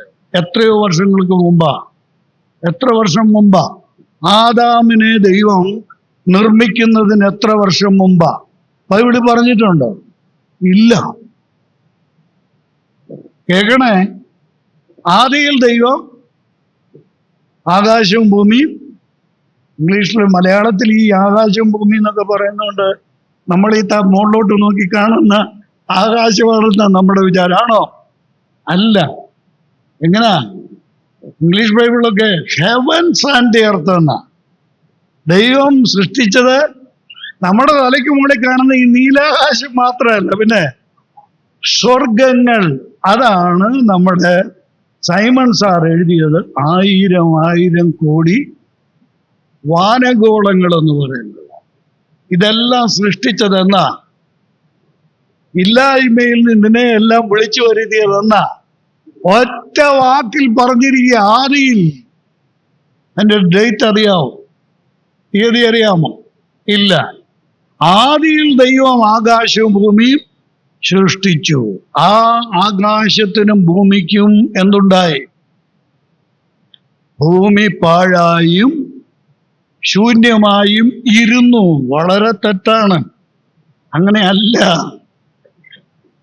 ഭൂമി പാഴും ശൂന്യമായി ഇരുന്നു എന്നല്ല, ഭൂമി പാഴായും ശൂന്യമായും തീർന്നു എന്നാണ്. അപ്പോൾ ഇതിനിടയ്ക്ക് എന്തോ ഒരു സംഭവം നടന്നിട്ടുണ്ടല്ലേ? ദൈവം നിർമ്മിച്ച ഭൂമിയും സ്വർഗങ്ങളും എന്ന് പറയുന്നത് മനുഷ്യന്റെ പാർപ്പിന് വേണ്ടി ദൈവം നിർമ്മിച്ചതാണ്. അത് പാഴായും ശൂന്യമായും കിടക്കാൻ വേണ്ടി നിർമ്മിച്ചതല്ല. യെശയ്യാ പ്രവചനത്തിൽ പറയുന്നുണ്ട്, പാർപ്പിനത്രേ ദൈവം അതിനെ സൃഷ്ടിച്ചതും. പാർക്കാൻ വേണ്ടിയാണ് ദൈവം സൃഷ്ടിച്ചത്. പക്ഷേ ദൈവം ഈ പ്രപഞ്ചത്തെ നിർമ്മിച്ചു കഴിഞ്ഞപ്പോൾ ഇതിനിടയ്ക്ക് എന്തോ ഒരു വലിയ സംഭവം നടന്നു. എന്താ? ഭൂമി പാഴും ശൂന്യമായും ഇരുന്നു എന്നല്ല, മൂലഭാഷ എബ്രായ ഭാഷയിൽപ്പെടെ ഉള്ള മുഴുവൻ ഭാഷകൾ എഴുതിയിരിക്കുന്നത് തീർന്നു എന്നാണ്. അപ്പോൾ അങ്ങനെ തീരണമെങ്കിൽ അതിൻ്റെ പിമ്പിൽ എന്തുണ്ടാവണം? അതിൻ്റെ പിമ്പിൽ എന്തെങ്കിലും ഒരു കാരണമില്ല. എന്തായിരിക്കും ആ കാരണം? ആ കാരണമാണ് യെശയ്യാ പ്രവചനം 14-ാം അധ്യായത്തിൽ പറഞ്ഞത്. എന്താ? ദൈവത്തിൻ്റെ സന്നിധിയിലുണ്ടായിരുന്ന അരുണോദയപുത്രനായ ശുക്രനെ ദൈവം, അഥവാ ലൂസിഫറിനെ ദൈവം ന്യായം വിധിച്ച എന്ത് ചെയ്തു? അവിടെ നിന്ന് സ്വർഗത്തിൽ നിന്ന് തള്ളിയിട്ടു. ആകാശത്തിൽ നിന്നല്ല, സ്വർഗത്തിൽ നിന്ന് തള്ളിയിട്ടു. ഇവൻ എവിടായിരുന്നു? ദൈവത്തോടുകൂടെ സ്വർഗത്തിലായിരുന്നു. അവിടുന്ന് അവനെ തള്ളിയിട്ടു. ആ സമയത്താണ് എന്ത് സംഭവിക്കുന്നത്? ഭൂമി പാഴും ശൂന്യമായും തീർന്നു. മഹാനായ മഹാകവി KV സൈമൺ ഈ കാര്യം എഴുതിയപ്പോഴാണ് ഇങ്ങനെ എത്ര വർഷം ഭൂമി പാഴും ശൂന്യമായും കിടന്നു എന്നുള്ളത് ആർക്കും അറിഞ്ഞുകൂടാ കേട്ടോ. ഈ ഭൂമിയെ കർത്താവ് ഉൽപ്പത്തി പുസ്തകം 1-ാം അധ്യായത്തിലല്ല ഭൂമിയും സ്വർഗങ്ങളും ദൈവം സൃഷ്ടിക്കുന്നത്. എന്നാ സൃഷ്ടിച്ചത്? അവിടെ വാക്കുണ്ട്. എവിടാ? എന്നാ? ആദിയിലാണ്. എന്നാൽ ഈ ഉൽപ്പത്തി പുസ്തകം 1-ാം അധ്യായത്തിൽ നടന്ന കാര്യം എന്താ? വെളിച്ചം ഉണ്ടാകട്ടെ എന്ന് ദൈവം പറഞ്ഞ് വെളിച്ചം ഉണ്ടാക്കിയതും വെള്ളമല്ല. കണ്ടോ? അപ്പൊ എന്തോ ഭൂമി മുഴുവൻ എന്തായിരുന്നു? വെള്ളം കിടക്കുകയായിരുന്നു. വെള്ളമെല്ലാം ഒരു സ്ഥലത്ത് കൂടട്ടെ, ഉണങ്ങിയ നിലം. ഇതിനെ നവീകരണം എന്നാണ് പറയുന്നത്. പ്രപഞ്ച സൃഷ്ടി കഴിഞ്ഞുണ്ടായ ന്യായവിധി കഴിഞ്ഞ് ദൈവം എന്ത് ചെയ്യാണ്? ആ ഭൂമിയെ നവീകരിക്കുന്നതാണ് 1-ാം അധ്യായത്തിൽ രേഖപ്പെടുത്തിയിരിക്കുന്നത്. അപ്പോൾ ആ സംഭവമൊക്കെ മോശയ്ക്ക് എങ്ങനെ കിട്ടി? അതാണ് ദൈവനിശ്വസ്ത തിരുവെഴുത്ത് എന്ന വാക്കുകൊണ്ട് ഉദ്ദേശിക്കുന്നത്. മോശയ്ക്ക് കിട്ടിയ പല വഴികളുണ്ട്. അതിൽ നമ്മൾക്ക് പ്രധാനമായിട്ടും പറയാൻ പറ്റുന്നത് ഏതാണ്? ദൈവത്തിൻ്റെ പരിശുദ്ധാത്മാവ് മോശയ്ക്ക് ഇതെല്ലാം വെളിപ്പെടുത്തി കൊടുക്കുകയായിരുന്നു. അങ്ങനെയാണ് തനിക്ക് ഇതെഴുതാൻ സാധിച്ചത്. മാത്രമല്ല, ആദാം മുതൽ മോശ വരെയുള്ള കാലഘട്ടത്തിൽ ജീവിച്ചിരുന്ന മനുഷ്യർ, ഇതിനിടയ്ക്ക് വലിയ സംഭവമൊക്കെ നടക്കുന്നുണ്ട്. ഈ ഭൂമിയെ മുഴുവൻ എന്ത് ചെയ്തു? നശിപ്പിച്ചു. പിന്നെ എത്ര പേരെ ബാക്കി നിർത്തിയേ? 8 പേരിൽ വല്യപ്പനും വല്യമ്മയും കഴിഞ്ഞാൽ ബാക്കി എത്ര പേരാ? 3 പേര്. ആ 3 മക്കള് മുഖാന്തരമാണ് പിന്നീട് എന്തുണ്ടാകുന്നത്? അപ്പോൾ ആദാം മുതൽ നോഹയുടെ കാലം വരെ, നോഹയുടെ മക്കളുടെ കാലം വരെ, നോഹയുടെ മക്കളുടെ കാലം മുതൽ മോശ വരെയുള്ള ഈ കാലഘട്ടം മുഴുവനും ഉണ്ടായിരുന്ന ചരിത്രങ്ങൾ എന്ത് ചെയ്തു? തലമുറകൾ കൈമാറി എവിടെ വന്നു? മോശയ്ക്ക് ലഭിച്ചു. പണ്ഡിതന്മാരുടെ അഭിപ്രായം അനുസരിച്ച് യഹൂദന്മാർ, പ്രത്യേകിച്ച് എബ്രായ ജനത, അബ്രഹാമിന്റെ കാലം മുതൽ ഇതെല്ലാം പാട്ടാക്കി തങ്ങളുടെ മക്കളെ പഠിപ്പിച്ചിരുന്നു എന്നാണ് ചരിത്രം രേഖപ്പെടുത്തിയിരിക്കുന്നത്. അങ്ങനെയാണ് മോശയ്ക്ക് ഈ വിവരങ്ങൾ ലഭ്യമാകുന്നത്. 2 വിധത്തിലാണ്. ഒന്ന് അതാണ് ഏറ്റവും ശരിയായിട്ടുള്ള കാര്യം. പരിശുദ്ധാത്മാവ് വെളിപ്പെടുത്തി കൊടുത്തു. 2 എന്താ? തലമുറകൾ കൈമാറി വന്ന ചരിത്രങ്ങൾ. 2000-ഓളം വർഷങ്ങളിലെ ചരിത്രം നമ്മൾക്ക് എങ്ങനെ അറിയാം? ക്രിസ്തീയ ചരിത്രം എങ്ങനെ നമുക്കറിയാം? ബൈബിൾ മുഖാന്തരം മാത്രമല്ലല്ലോ. എങ്ങനെ അറിയാം? ആ 2000 വർഷം, അതിൽ ആദ്യത്തെ 100 വർഷത്തെ ചരിത്രം എവിടെ ഉള്ളൂ? പുതിയ ദൈവത്തിലുള്ളൂ. ബാക്കി 1900 വർഷത്തെ ചരിത്രം നമുക്കെങ്ങനെ കിട്ടിയത്? ഇതൊക്കെ ഈ തലച്ചോർന്ന സാധനം. ചുമ്മാ അപ്പച്ചന്മാരും അമ്മച്ചിമാരും ഒക്കെ, അല്ലെങ്കിൽ നമ്മുടെ മൂത്ത സഹോദരന്മാരൊക്കെ വന്ന് ബൈബിളിലെ കുറെ കാര്യങ്ങൾ പഠിക്കുന്നുണ്ടെങ്കിൽ അതങ്ങനെ വെട്ടി വിഴുങ്ങുകയല്ല.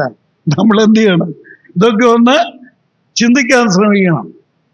പ്രിയപ്പെട്ടവരെ, ഞാൻ പറയട്ടെ, മാനവ ചരിത്രം ആരംഭിച്ചത് മുതലുള്ള മുഴുവൻ ചരിത്രം ഒരാളിൽ നിന്ന് മറ്റൊരാളിലേക്ക് കൈമാറ്റം ചെയ്യപ്പെട്ടുകൊണ്ടേയിരിക്കുകയാണ്. അങ്ങനെയാണ് ചരിത്രം പിൽക്കാലങ്ങളിൽ നമ്മൾ അറിയുവാൻ കാരണമായിട്ടുണ്ട്. ഈ വിധത്തിൽ മോശയ്ക്ക് ലഭിച്ച സത്യങ്ങളൊക്കെ താൻ എന്ത് ചെയ്തു? താൻ എഴുതിയിട്ടു. ഇനി മറ്റൊരു കാര്യം കൂടെ ഞാനൊന്ന് ഓർമ്മിപ്പിക്കട്ടെ. വിഷയം വിട്ടുപോകുന്നെന്ന് ആരും വിചാരിക്കേണ്ട, വിഷയത്തിൽ തന്നെയാണ്. ഇത് ഈ മോശ എഴുതാനുള്ള കാരണം എന്താ? തമ്പുരാൻ പറഞ്ഞു, നീ ഇതെല്ലാം കൂടെ എഴുതി ഒരു പുസ്തകത്തിലാക്കി കൊണ്ടുവന്ന് എവിടെ വെക്കണം? സമാഗമന കൂടാരം പണിതപ്പോൾ പറഞ്ഞു, ആ കൂടാരത്തിലെ നിയമപ്പെട്ടകത്തിനടുത്ത് വെക്കണം എന്ന്. പിൽക്കാലത്ത് ഹിസ്കിയാവ് യഹോവയുടെ ആലയത്തിൽ നിന്ന് എന്ത് കണ്ടെത്തും? ഇതൊക്കെ ചുമ്മാ വായിച്ചാൽ പോരാ. ഇതെങ്ങനെ അവിടെ വന്നു? തമ്പുരാൻ പറഞ്ഞതനുസരിച്ച് എഴുതി എന്തിയിരിക്കുകയാണ്? ദൈവാലയത്തിൽ സൂക്ഷിച്ചിരിക്കുകയായിരുന്നു. അപ്പോൾ മോശയ്ക്ക് ദൈവം വെളിപ്പെടുത്തിയതും തലമുറകൾ കൈമാറി തനിക്ക് ലഭിച്ചതുമായ സത്യങ്ങളാണ് താൻ പഞ്ചഗ്രന്ഥങ്ങളിൽ എഴുതിയത്. ഇവിടെ ഞാൻ പറയാൻ വന്ന കാര്യം കൂടെ പറയട്ടെ. ദൈവം മോശയോട് പറഞ്ഞു, നീ എഴുതാൻ അല്ലേ? കാലങ്ങൾ നോക്കിക്കേ. ഓരോ കാലഘട്ടത്തിൽ വന്നവരോട് ദൈവം പറഞ്ഞു എഴുതാൻ പറഞ്ഞു. എഴുതണം. ദാനിയേൽ പ്രവചനം നിങ്ങൾ വായിച്ചാൽ ഒരു വലിയ സത്യം കാണും. എന്താ? യഹൂദ ജനത്തിന്റെ പ്രവാസകാലം അവര് ബാബേലിൽ, ദാനിയേലോടായിരുന്നു, ബാബിലോണിൽ, മനസ്സിലാകുന്നില്ലേ? ബാബിലോണിൽ പ്രവാസികള്. ഇദ്ദേഹം ഒരു കാര്യം മനസ്സിലാക്കി. എന്താണെന്നറിയാമോ? യഹൂദന്മാരുടെ ഈ കഷ്ടകാലം, ഈ പ്രവാസകാലം 70 വർഷം കൊണ്ട് തീരുമെന്ന്. ഇത് 70 വർഷം കൊണ്ട് തീരുമെന്ന് ഇദ്ദേഹത്തിന് എവിടുന്ന് കിട്ടിയതാ? വായിച്ചതാ. ആരെഴുതിയത്? വായിച്ചതാ. ഇരമ്യാവ് എഴുതിയത് വായിച്ചതാ. കേട്ടോ? ഇരമ്യാവ് എഴുതിയത് വായിച്ചപ്പോഴാണ് ദാനിയേലിന് എന്ത് കിട്ടിയത്? 70 കൊല്ലം കൊണ്ട് ഇത് അവസാനിക്കുന്നു. അത് കഴിഞ്ഞിട്ട് തുടർന്നിങ്ങോട്ട് വരുമ്പോൾ ദാനിയേൽ തന്നെ എന്ത് ചെയ്തു? തനിക്ക് കിട്ടിയത് എഴുതി വെച്ചു. ഈ പ്രവാചകന്മാരോട് എല്ലാം ദൈവം പറഞ്ഞ എന്താണെന്നറിയാമോ? നീ കാണുന്നത് എന്ത് ചെയ്യണം? എഴുതാൻ പറഞ്ഞു. പുതിയ നിയമം എങ്ങനെ ഉണ്ടായത്? അതും തമ്പുരാന്റെ നിർദ്ദേശം അനുസരിച്ച് എന്ത് ചെയ്യായിരുന്നു? എഴുതുകായിരുന്നു. തമ്പുരാനെന്ന് ഞാൻ പറയുമ്പോ ഓർക്കേണ്ടത് ദൈവത്തിന്റെ പരിശുദ്ധാത്മാവിന്റെ നിയോഗം, the inspiration of the holy spirit. പരിശുദ്ധാത്മാവിന്റെ ഇൻസ്പിറേഷൻ എന്താ? പരിശുദ്ധാത്മാവിന്റെ നിയോഗം, ആത്മനിയോഗം. ഇനി വെളിപാട് പുസ്തകം വന്നെ ആവർത്തിച്ച് ദൈവം പറയുന്നത് എന്താണെന്നറിയാം? നീ കാണുന്നത് ഒരു പുസ്തകത്തിൽ എഴുതി വയ്ക്കാനാവും. ഞാൻ ഇത്രയും കാര്യങ്ങൾ പറഞ്ഞു വെറുതെ സമയം കളയാൻ വേണ്ടി പറഞ്ഞല്ല കേട്ടോ. ദൈവത്തിന്റെ നിയോഗമായി എഴുതുക എന്നുള്ളത്. ദൈവം പറഞ്ഞെഴുതിപ്പിച്ചത് നമ്മുടെ നിയോഗമാണ്. എന്താ?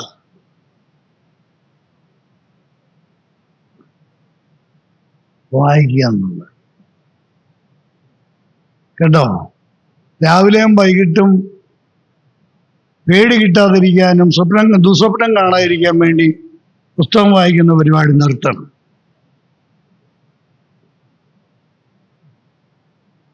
ഇത് വായിക്കാൻ വേണ്ടി ദൈവത്തിന്റെ നിർദ്ദേശം അനുസരിച്ച് എഴുതിയിരിക്കുന്ന എത്ര പേര് സമയമെടുത്ത് പുസ്തകം വായിക്കും. ദൈവത്തിന് സ്തോത്രം. ഞാനിപ്പോൾ അതവിടെ നിർത്തുകയാണ്. മോശയെ കൊണ്ട് ദൈവം എഴുതിപ്പിക്കുകയായിരുന്നു. ആരെക്കുറിച്ച്? മോശയെ കൊണ്ട് മാത്രമല്ല, നമ്മൾ ഇന്നലെ കണ്ടതുപോലെ 3 പഴയ നിയമം തിരിച്ചിരിക്കുന്നത്.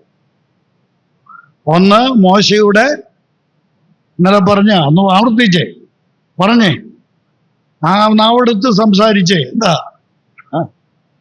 ഒന്ന്, മോശയുടെ ന്യായപ്രമാണം. പഞ്ചഗ്രന്ഥമൊന്നും അല്ല പറയേണ്ടേ, കർത്താവ് പറഞ്ഞ ഭാഷയിൽ പറ. മോശയുടെ ന്യായപ്രമാണം. 2, ഒരാളെ പറയുന്നുള്ളല്ലോ, എല്ലാരും കൂടെ ചേർന്ന്. ഇതെന്തിനാ ഞാൻ പറഞ്ഞത്? 2ാമത് എന്താ? പ്രവാചക പുസ്തകങ്ങളാൽ. 3ാമത് സങ്കീർത്തനങ്ങളാൽ. ഇത്രയും ചേർന്നതാണ് ഏത്? 39 പുസ്തകം. ഈ പുസ്തകത്തിനകത്ത് ആരെക്കുറിച്ചാണ് എഴുതിയിരിക്കുന്നത്? യേശുക്രിസ്തുവിനെ കുറിച്ച് എഴുതിയിരിക്കുന്നത്. ഈ കാലഘട്ടമാണ് 2ാമത് നമ്മുടെ പഠനത്തിന് വിഷയം ആകേണ്ടത്. എന്താ? The old testament history of Christ. യേശുക്രിസ്തുവിന്റെ പഴയ നിയമ ചരിത്രം. ഞാൻ ഈ 2 വിധത്തിൽ ഇതങ്ങ് പറയാൻ ആഗ്രഹിക്കുന്നു. ഒരിടത്തൊന്ന് നിന്നേച്ച് അവിടുന്ന് എടുത്തൊരൊറ്റ ചാട്ടം ചാടാൻ പോവാണ്. 2 വേദഭാഗങ്ങൾ. ഒന്ന്, ഉൽപ്പത്തി പുസ്തകം 3-ാം അധ്യായത്തിന് 15-ാം വാക്യം. അതാണ് ആദ്യം നമ്മൾ നിൽക്കുന്ന സ്റ്റാൻഡിങ് പോയിന്റ് എന്ന് പറയുന്നത്. നമ്മൾ നിൽക്കുന്ന സ്ഥലം, ആദ്യം തുടങ്ങുന്ന സ്ഥലം അതാണ്. 3:15. ഇതാരോട് പറയുന്നതാ? ഈ 3:15-ാം വാക്യം. മനുഷ്യൻ പാപം ചെയ്തു കഴിഞ്ഞു. സന്ദർഭം മനസ്സിലാക്കണേ ഓരോന്നിൻ്റെ. മനുഷ്യൻ പാപം ചെയ്തു കഴിഞ്ഞു. കർത്താവ് ആദാമിനെ വിളിച്ചാണ് ആദ്യം ചോദിച്ചത്, നീ ചെയ്തത് എന്താണെന്ന് ചോദിച്ചപ്പോൾ കർത്താവ് ആദ്യം ഇടപെടുന്നത് പുരുഷന്മാരവിടെ. കേട്ടോ? ആദ്യം കുടുംബത്തിന്റെ തലയോടാ ചോദിച്ചത്, എന്താ നീ കാണിച്ചത് എന്താണെന്ന് ചോദിച്ചു. അപ്പൊ അദ്ദേഹം പറഞ്ഞ മറുപടി എന്താ? നീ എന്നോടുകൂടെ ഇരിക്കുവാൻ തന്ന ഈ സ്ത്രീ തന്നു, ഞാൻ തിന്നു. ഇതൊക്കെ നിങ്ങൾ ചിന്തിച്ചിട്ടുണ്ടായിരിക്കുമല്ലേ? സ്വന്തം കുറ്റം സമ്മതിച്ചോ? അപ്പോൾ ആരെ കുറ്റപ്പെടുത്തി? ആരെ ചാരി? ഇതിനകത്ത് കുറ്റക്കാരനാണ്. സൂക്ഷിച്ചു വായിച്ച കുറ്റക്കാരനാരാ? ഞാൻ ചോദിച്ചിട്ടാണോ നീ തന്നത്? അതാ, ഞാൻ മനതാവാച കർമ്മണ അറിഞ്ഞില്ല, എൻ്റെ മുമ്പിൽ കൊണ്ടുവന്ന് നിർത്തിയപ്പോഴാണ് ഞാൻ കാണുന്നത്. അപ്പൊ ഇത് കുറ്റം ചെയ്ത ആര്? അവളാണോ കുറ്റക്കാരി? അല്ല, പിന്നെ ആരാ കുറ്റക്കാരൻ? എന്നോടുകൂടെ ഇരിക്കുവാൻ നീ തന്ന സ്ത്രീ നീയല്ലേ തന്നത്. അപ്പൊ കുറ്റക്കാരനാരായി? ദൈവമായി. അതെങ്ങനെയും ആട്ടാതെ നമുക്ക് വിടാം. അടുത്ത് അവള് പറഞ്ഞു എന്താണെന്നറിയാമോ? ആദാം പറഞ്ഞു, ഇവളെ തന്നു, ഞാൻ തിന്നു. അവളോട് ചോദിച്ചോണ്ടേ അവള് പറയുന്നത് എന്താണെന്നറിയാമോ? പാമ്പെന്നെ വഞ്ചിച്ചു. ഒരു കാലഘട്ടത്തിലും മനുഷ്യൻ ഒരിക്കലും അവന്റെ കുറ്റം, അവൻ ചെയ്ത കുറ്റം സമ്മതിക്കത്തില്ല. വേറൊരാളെ വഴി പറഞ്ഞ് രക്ഷപ്പെടുക. ഇവളും പറയുന്നത് എന്താ? പാമ്പെന്നെ വഞ്ചിച്ചു. പിന്നെ പാമ്പിനുണ്ട്. പിന്നീടാണ് ശാപം തുടങ്ങുന്നത്. പാമ്പിനോട് പറയുന്നതാണ് ഏത്? 15-ാമത്തെ. പാമ്പിനോടെന്ന് പറഞ്ഞാൽ ആരോടാ? ആരും ഉറങ്ങരുത്. ഈ പുറകിലത്തെ സീറ്റിൽ പോയിരിക്കുന്നത് ഉറങ്ങാനാണോന്ന് എനിക്കൊരു സംശയമില്ലാതില്ല. ഇങ്ങനെയുള്ള ആളുകളെ സാധനമൊക്കെ മുമ്പിൽ കൊണ്ട് നിർത്തണം കേട്ടോ. ഉറങ്ങാൻ സമ്മതിക്കരുത്. എനിക്ക് ഈ കാര്യങ്ങൾ പറയുന്നത് ഒരു ലജ്ജയില്ല. ഞാൻ തുറന്നങ്ങ് പറയും. എന്നോട് ഇണങ്ങിയാലും ഞാൻ തുറന്നങ്ങ് പറയുകയാണ്. വളരെ സൂക്ഷിക്കണം ദൈവസേനയിൽ നമ്മൾ ഏർപ്പെടാൻ. ഈ പാമ്പെന്ന് പറഞ്ഞാൽ ഇവിടെ പാമ്പാണോ? അല്ല, പിന്നെ സാത്താനാണ്, അല്ലേ? ദൈവം അവനോട് പറയുകയാണ്, പാമ്പിനോട് പറയുന്നത് എന്താ? ഞാൻ നിനക്കും സ്ത്രീക്കും നിന്റെ സന്തതിക്കും അവളുടെ സന്തതിക്കും തമ്മിൽ ശത്രുത്വം ഉണ്ടാക്കും. അവൻ നിന്റെ തല തകർക്കും, നീ അവന്റെ ബുദ്ധികാൽ തകർക്കും. ഈ വചനം എല്ലാവർക്കും അറിയാം. ഈ വചനം എല്ലാവർക്കും അറിയാവുന്നതാണ്, അല്ലേ? പക്ഷെ ഇത് ശരിക്കും നമ്മളൊന്ന് വിഭജിച്ച് ചിന്തിച്ചിട്ടുണ്ടോ? ഞാൻ നിനക്കും സ്ത്രീക്കും പിന്നെ നിന്റെ സന്തതിക്കും അവളുടെ സന്തതിക്കും, ഇതൊക്കെ മനപ്പാടം ഓർത്തി, അവളുടെ സന്തതിക്കും തമ്മിൽ ശത്രുത്വം ഉണ്ടാക്കും. ഈ അവളുടെ സന്തതി ആരാ? അവളുടെ സന്തതി ആരാ? കർത്താവായ യേശുക്രിസ്തു. അതാണ് യേശുക്രിസ്തുവിനൊരു പേരുണ്ട്, എന്താ? സ്ത്രീയുടെ സന്തതി. അതിനൊക്കെ വേറെയും ചരിത്രപരമായ അല്ലെങ്കിൽ വേദശാസ്ത്രപരമായ കാരണമുണ്ട്. അപ്പോൾ കർത്താവായ യേശുക്രിസ്തു പുരുഷന്റെ സന്തതി അല്ല, പിന്നെ സ്ത്രീയുടെ സന്തതിയാണ്. പുരുഷബന്ധം യേശുക്രിസ്തുവിന്റെ ജനനത്തിൽ ഇല്ല. യേശുക്രിസ്തു സ്ത്രീയുടെ സന്തതിയായിട്ടാണ് ജനിച്ചത്. സ്ത്രീയുടെ സന്തതി എന്ത് ചെയ്യും? സർപ്പത്തിന്റെ തല തകർക്കും, സർപ്പം അവന്റെ കുതികാൽ തകർക്കും. ഞാൻ ഈ വചനത്തെക്കുറിച്ച് ഒരു കാര്യം ഒന്ന് ഓർമ്മിപ്പിച്ചോട്ടെ. മാനവജാതിയുടെ വീണ്ടെടുപ്പിനെ സംബന്ധിച്ചുള്ള ദൈവത്തിന്റെ ആദ്യത്തെ വാഗ്ദത്ത വചനമാണ് ഇത്. ദൈവം നൽകുന്ന വാഗ്ദത്ത വചനമാണ്. നമ്മളൊരു വലിയ സത്യം മനസ്സിലാക്കണം. മനുഷ്യൻ പാപം ചെയ്തപ്പോൾ ആ പാപിയായ മനുഷ്യനെ ദൈവം എന്ത് ചെയ്യുന്നില്ല? തള്ളിക്കളയുന്നില്ല. മറിച്ച് ആ പാപിയായ മനുഷ്യനെ ദൈവം വീണ്ടെടുക്കുക. ഞാൻ മുമ്പ് പറഞ്ഞ കാര്യം ഒന്ന് ശ്രദ്ധിച്ചേ. ദൂതന്മാർ പാപം ചെയ്തു. നമ്മൾ വായിക്കുന്നുണ്ട് പത്രോസിന്റെ 2-ാം ലേഖനം 2-ാം അധ്യായം, അല്ലേ? ദൂതന്മാർ പാപം ചെയ്തു. പക്ഷേ ആ പാപം ചെയ്ത ദൂതന്മാർക്ക് വേണ്ടി ദൈവം ഒരു വീണ്ടെടുപ്പിന്റെ പദ്ധതി ഒരുക്കിയില്ല. എന്നാൽ നമ്മൾ ദൈവത്തെ മഹത്വപ്പെടുത്തണം. ചുമ്മാ സ്തോത്രം പറയുന്ന പരിപാടിയൊക്കെ നിർത്തിയിട്ട് കാര്യങ്ങൾ മനസ്സിലാക്കി നമ്മൾ സ്തോത്രം ചെയ്യണം. ദൂതന്മാർ വീണുപോയിട്ട് വീണ്ടെടുപ്പിന്റെ പദ്ധതി ഒരുക്കാത്ത ദൈവം മനുഷ്യൻ വീണുപോയപ്പോൾ അവനെ വീണ്ടെടുക്കാൻ വേണ്ടിയുള്ള പദ്ധതി തയ്യാറാക്കി. അതിനുള്ള പദ്ധതി കണ്ടോ? യേശുക്രിസ്തുവാണ് അതിൻ്റെ പദ്ധതി. എന്താ? തന്നോടുകൂടെ ഇന്ന് രാവിലെ നമ്മൾ ചിന്തിച്ചെന്താ? തൻ്റെ മടിയിൽ ഇരുന്ന ഏകജാതനായ പുത്രൻ എന്ന് ജിമോൻ ചായൻ പറഞ്ഞു. നമ്മൾ രാവിലെ ചിന്തിച്ചപ്പോൾ ഏകജാതനായ ദൈവം, ദ ഓൺലി ബിഗോട്ടൻ ഗോഡ്, ഏകജാതനായ ദൈവം, യേശുക്രിസ്തു പിതാവായ ദൈവത്തിന്റെ മടിയിലിരുന്ന ഏകജാതനായ ദൈവമാണ്. യോഹന്നാൻ 3:18 ഗ്രീക്ക് ഭാഷയിൽ അങ്ങനെയാണ്. ഏകജാതനായ ദൈവമാണ് യേശുക്രിസ്തു. ആ ഏകജാതനായ ദൈവത്തെ എന്ത് ചെയ്യാണ്? മാനവജാതിയുടെ രക്ഷയ്ക്ക് വേണ്ടി വീണ്ടെടുപ്പുകാരനായി ഭൂമിയിലേക്ക് അയക്കുവാൻ ദൈവം പദ്ധതിയിടുകയാണ്. അത് ദൈവം റിവീൽ ചെയ്തത്. ദൈവത്തിന്റെ ആ പദ്ധതി ഇതെന്ന് പ്ലാൻ ചെയ്തതെന്നറിയാമോ? ആദിയുഗങ്ങൾ തുടസം ആയതിന്നുമ്പേ, ആദിയുഗങ്ങൾ തുടസം ആയതിന്നുമ്പേ പരാവു ഓർത്ത നിന്നൻപേ, ആദിപരാപാപികളെ ആരറിയും അതിശയമേ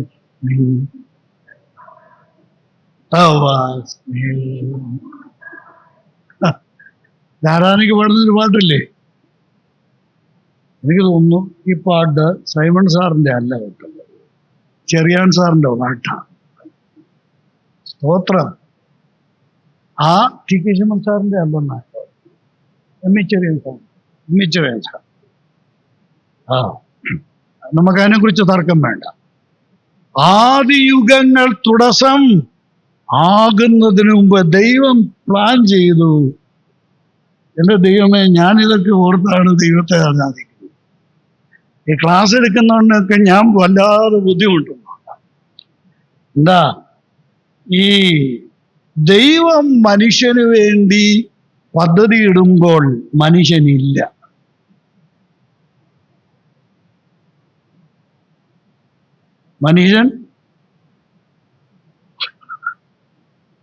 മനുഷ്യനില്ലാത്ത കാലഘട്ടത്തിലാണ് തമ്പുരാൻ എന്താ ചെയ്യുന്നത്?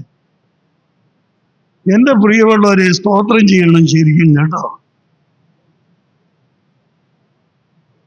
ഒരൊറ്റ മനുഷ്യന്റെ തരും ഇവിടെ ഇല്ലാത്ത സമയത്ത് ദൈവം ചെയ്യാണ്, പ്ലാൻ ചെയ്യുകയാണ്. അവനെ രക്ഷിക്കണം. അതിനാരെ മാറ്റി നിർത്തി? തന്റെ മടിയിലിരുന്നവനെ ഇങ്ങോട്ട് മാറ്റിയിട്ട് പറഞ്ഞു, നീയാണത് ചെയ്യേണ്ടത്. ഞാൻ ഇന്നലെ പറഞ്ഞ ഒരു വേറെ ഭാഗം, നമ്മൾ കർത്താവിനെ കുറിച്ച് പഠിക്കുന്നുണ്ട്. ഇതൊക്കെ പഠിക്കുമ്പോഴാണല്ലോ നമുക്ക് ശരിക്കും കർത്താവിനെ ആരാധിക്കാൻ പറ്റും. ഇന്നലെ പറഞ്ഞല്ലോ, conversational portions of the Bible. ബൈബിളിലെ ഈ സംഭാഷണം, പിതാവായ ദൈവവും പുത്രനും പരിശുദ്ധാത്മാവും കൂടെയുള്ള സംഭാഷണം, അങ്ങനെയുള്ള ഒരു സംഭാഷണ ഭാഗമാണ്. ഏതാണെന്നറിയാമോ? സദൃശവാക്യം 8-ാം അധ്യായമുണ്ട്, സങ്കീർത്തനങ്ങൾ 40-ാം സങ്കീർത്തനത്തിന്റെ 6 മുതലുള്ള വാക്യം. എന്താ? ദൈവം പൂർവകാല നിത്യതയിൽ വെച്ച് ചോദിക്കുക, ആര് പോവും? എനിക്കെന്തോ വേണ്ട. അവിടെ നിങ്ങൾ വായിച്ച 7-ാം വാക്യത്തിൽ എന്നായിക്കെന്ന 6-ാം വാക്യം തുടങ്ങുന്ന എങ്ങനെ? എനിക്ക് ഇഷ്ടമല്ലെന്ന് ദൈവം പറയുകയാണ്. പുത്രനോടും പരിശുദ്ധാത്മാവിനോടും പറയുക, എനിക്കിത് ഇഷ്ടമല്ല. ഏത്? ഹനനയാഗം ഭോജനയാഗവും എനിക്ക് ഇഷ്ടമല്ല. ഇതെങ്ങനെ ഒന്നുകൂടെ വായിച്ച ബ്രദറെ? ഇച്ഛിച്ചില്ല എന്ന് പറഞ്ഞാൽ എനിക്കിഷ്ടമല്ല. ഇത് രണ്ട് എനിക്ക് വേണ്ട. ഹനനയാഗവും വേണ്ട, പിന്നെ ഭോജനയാഗവും എനിക്ക് വേണ്ട. പിന്നെന്താ പറയുന്നേ? അത് വേറൊരു വിഷയം. എനിക്കിത് രണ്ടും വേണ്ട. ഹോമയാഗവും വേണ്ട, പിന്നെ പാപയാഗവും വേണ്ട. അടുത്ത വാക്യം കേട്ടോ. അപ്പോൾ ഈ പറയുന്ന ആരാ? ഈ ആദ്യം പറഞ്ഞ കാര്യം പറഞ്ഞതാരാ? പിതാവായ ദൈവം പറഞ്ഞു, എനിക്കിത് വേണ്ട, എനിക്കിത് ഇഷ്ടമല്ല. ഇത് ഒത്തിരി ഇങ്ങനെ വന്നുകൊണ്ടിരിക്കുക, അതെനിക്ക് വേണ്ട.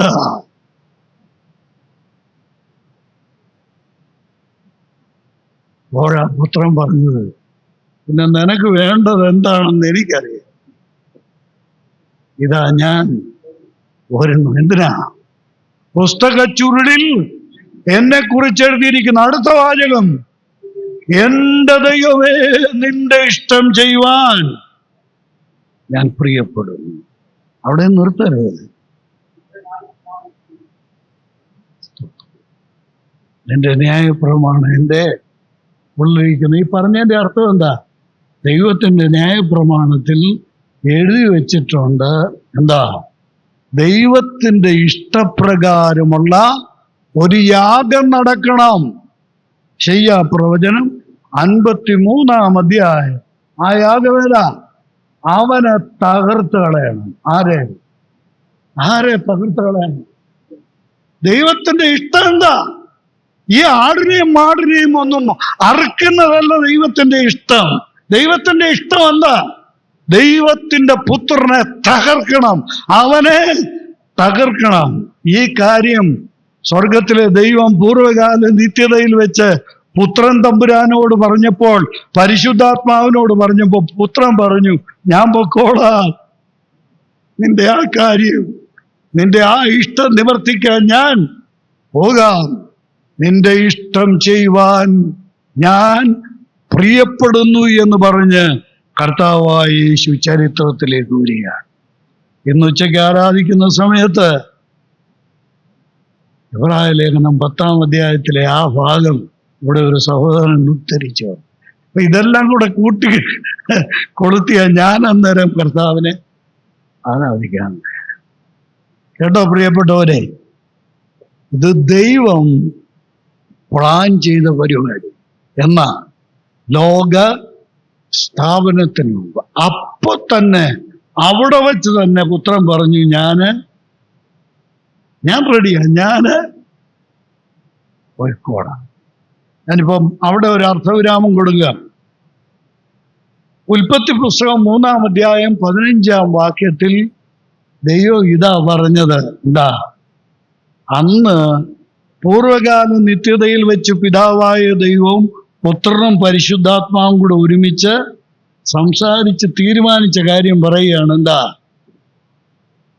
സ്ത്രീയുടെ സന്തതി, ഞാനങ്ങ് എളുപ്പത്തിന് വേണ്ടി പറയാണ്, സ്ത്രീയുടെ സന്തതി സർപ്പത്തിന്റെ തല തകർക്കും, സർപ്പം അവന്റെ കുതികാൽ തകർക്കും.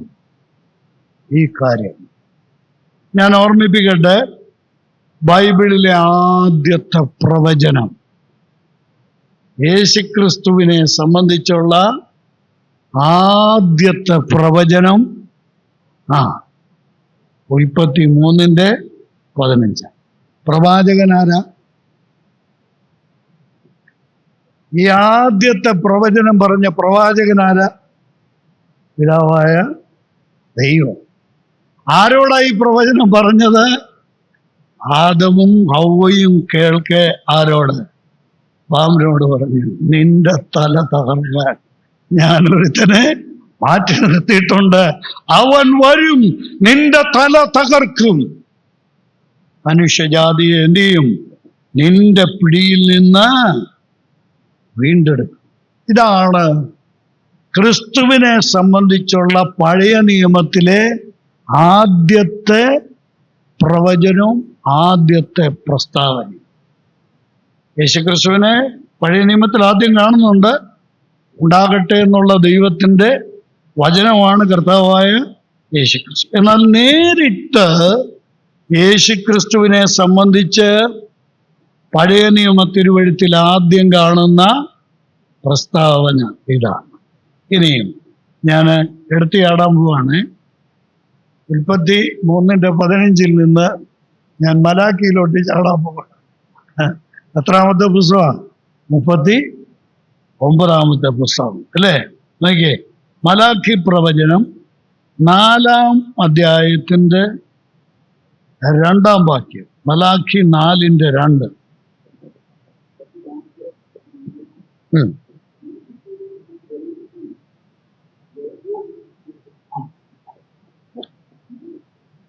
മതി. നീതി സൂര്യൻ രോഗോപശാന്തിയോടുകൂടെ ഉദിക്കും. ഇതാണ് ബൈബിളിലെ അല്ല, പിന്നെ പഴയ നിയമത്തിലെ യേശുക്രിസ്തുവിനെ സംബന്ധിക്കുന്ന ഒടുവിലത്തെ പ്രവചനം ഇതാണ്. അപ്പോൾ പഴയ നിയമം ആരംഭിക്കുന്നതും പിന്നെ അവസാനിക്കുന്നതും ആരെക്കുറിച്ച് പറഞ്ഞുകൊണ്ടാണ്? കർത്താവായ യേശുക്രിസ്തുവിനെ കുറിച്ചാണ് പറഞ്ഞുകൊണ്ടാണ്. ഇനിയും ചിന്തിക്കുക, ഇത് ആണ് പഴയ നിയമ ചരിത്രം. യേശുക്രിസ്തുവിനെ കുറിച്ചുള്ള പഴയ നിയമ ചരിത്രം ഇവിടെ ആരംഭിക്കുക. ഞാൻ പഠന സൗകര്യത്തിന് വേണ്ടി എല്ലാ പുസ്തകങ്ങളിലൂടെയും പോകുന്നില്ല. പഠന സൗകര്യത്തിന് വേണ്ടി ഞാൻ അതിനെ പല ഭാഗങ്ങളായിട്ടൊന്ന് തിരിച്ചു വെക്കാനായിട്ട് ആഗ്രഹിക്കുക. ഒന്ന്, ആദാം മുതൽ അബ്രഹാം വരെയുള്ള കാലഘട്ടം. അബ്രഹാമിലാണ് ആരുടെ ചരിത്രം ആരംഭിക്കുന്നത്? ഇസ്രായേൽ ജനത്തിന്റെ ചരിത്രം ആരംഭിക്കുന്നത്.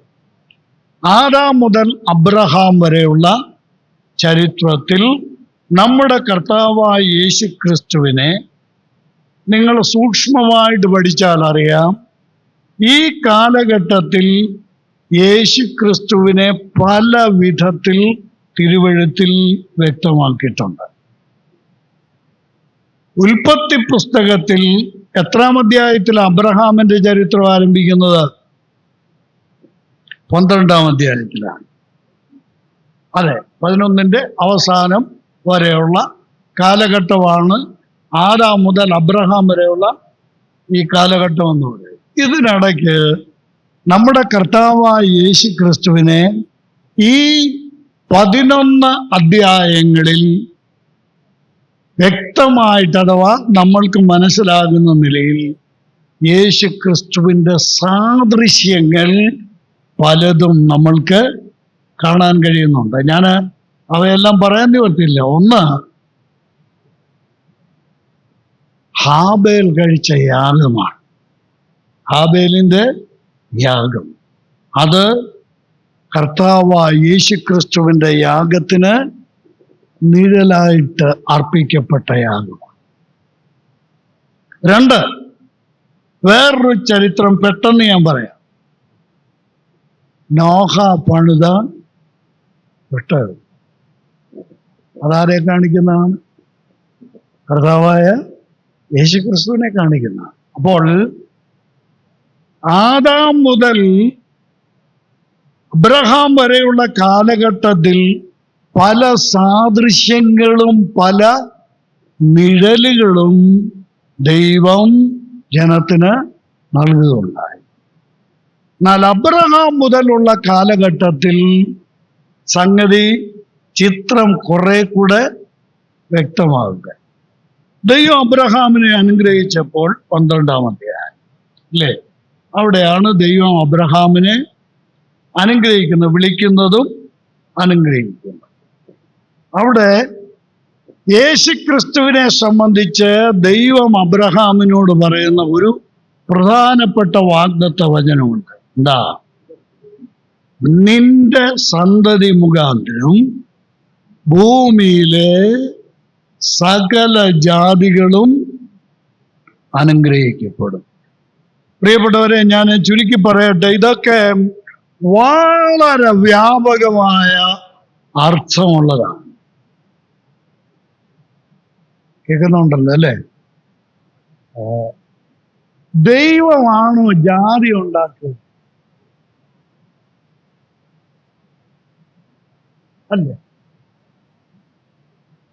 നിങ്ങളൊക്കെ ചരിത്രം പുസ്തകങ്ങളൊക്കെ വായിക്കുന്ന ആളുകൾ, ദൈവമല്ലേ ജാതി ഉണ്ടാക്കി? എന്തിനാ ഇയാളെ മാത്രം ദൈവത്തിന് മുഖപക്ഷം ഇല്ലെന്ന് പറയുകയും ചെയ്യുന്നു.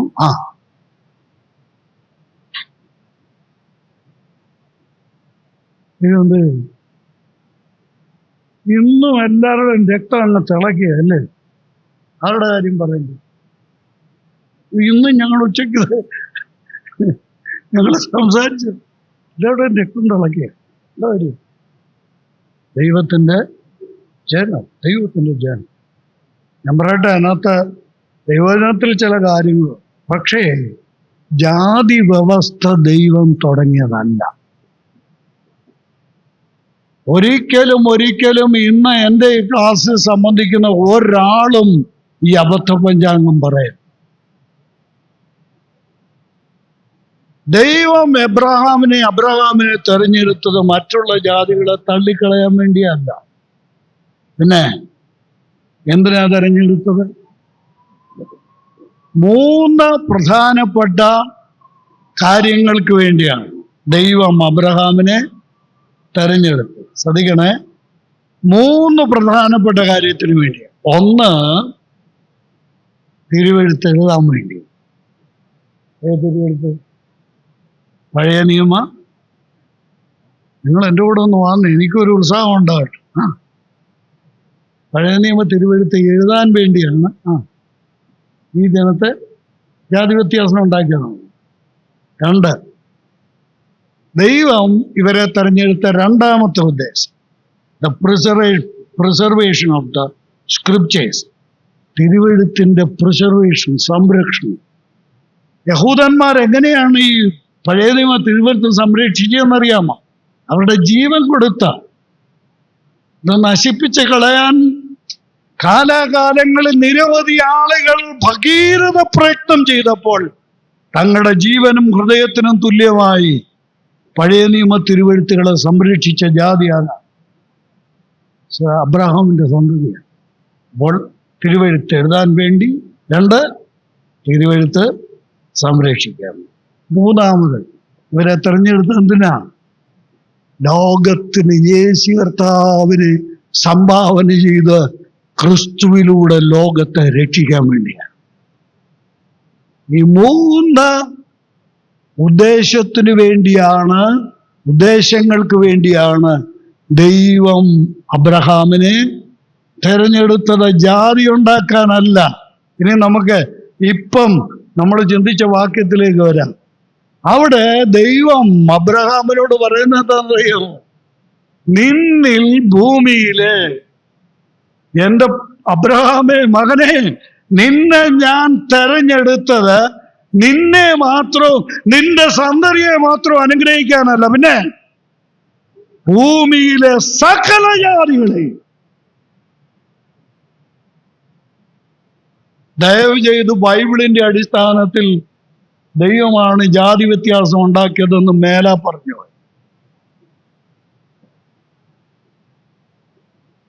ദൈവം ജാതി വ്യവസ്ഥ സൃഷ്ടിക്കാൻ വേണ്ടിയല്ല, പിന്നെ സകല മനുഷ്യരെയും അനുഗ്രഹിക്കുക, സകല ജാതികളെയും. ഈ ജാതി എന്ന് മലയാളത്തിൽ പറഞ്ഞിരിക്കുന്ന മുഴുവൻ നിങ്ങൾ ശ്രദ്ധിച്ചിട്ടുണ്ടോ? ജെൻഡൈൽസ് എന്നുള്ള അർത്ഥം വരുന്ന ചുരുക്കം ചില ഭാഗങ്ങളിൽ, ബാക്കി മുഴുവൻ നേഷൻസാണ്. ജാതി എന്ന് പറഞ്ഞിരിക്കുന്നതല്ല എന്താ? രാഷ്ട്രങ്ങളാണ്. സകല രാഷ്ട്രങ്ങളെയും അനുഗ്രഹിക്കുക എന്നുള്ളതായിരുന്നു ദൈവത്തിന്റെ പദ്ധതി. ഞാനൊരു വേദഭാഗം പറയാം. അപ്പൊ എനിക്ക് ഇത് പറഞ്ഞപ്പോൾ അവിടോട്ട് പോകാതിരിക്കാൻ പറഞ്ഞില്ല. റോമാലേഖനം 2-ാം അധ്യായം, അവിടെ എനിക്ക് ഈ പൗലോസിന്റെ ആ റോമാലേഖനത്തിലെ ആദ്യത്തെ 3 അധ്യായം ഞാൻ വായിച്ച് അങ്ങ് അമ്പരന്ന് സ്തംഭിച്ചു പോയിട്ടുണ്ടെന്നുള്ള സത്യം. ഈ പുസ്തകങ്ങള് നമ്മൾ വായിക്കുമ്പോൾ, സ്കൂളിൽ പഠിക്കുന്ന കുഞ്ഞുങ്ങളൊക്കെ പിന്നെ സ്കൂളിലെ ടെക്സ്റ്റ് ബുക്കൊക്കെ വായിക്കുന്ന എന്തോത്തിന് വേണ്ടിയാ? സൂക്ഷ്മമായിട്ട് നോക്കി അരിച്ചു ഉറക്കി. എന്തിനാ? പരീക്ഷ എഴുതി മാർക്ക് മേടിക്കുന്നു അല്ലേ? വേദോസം വായിക്കുന്നു. അത്രയും സൂക്ഷ്മമായിട്ട് ബൈബിൾ വായിക്കുന്ന എത്ര വിദ്യാർത്ഥികളുണ്ട്? വേദോസം അങ്ങനെ വായിക്കണം കേട്ടോ. ഇന്ന് മുതലൊരു തീരുമാനം എടുക്കണം, അങ്ങനെ വായിക്കും. 2-ാം അധ്യായത്തിൽ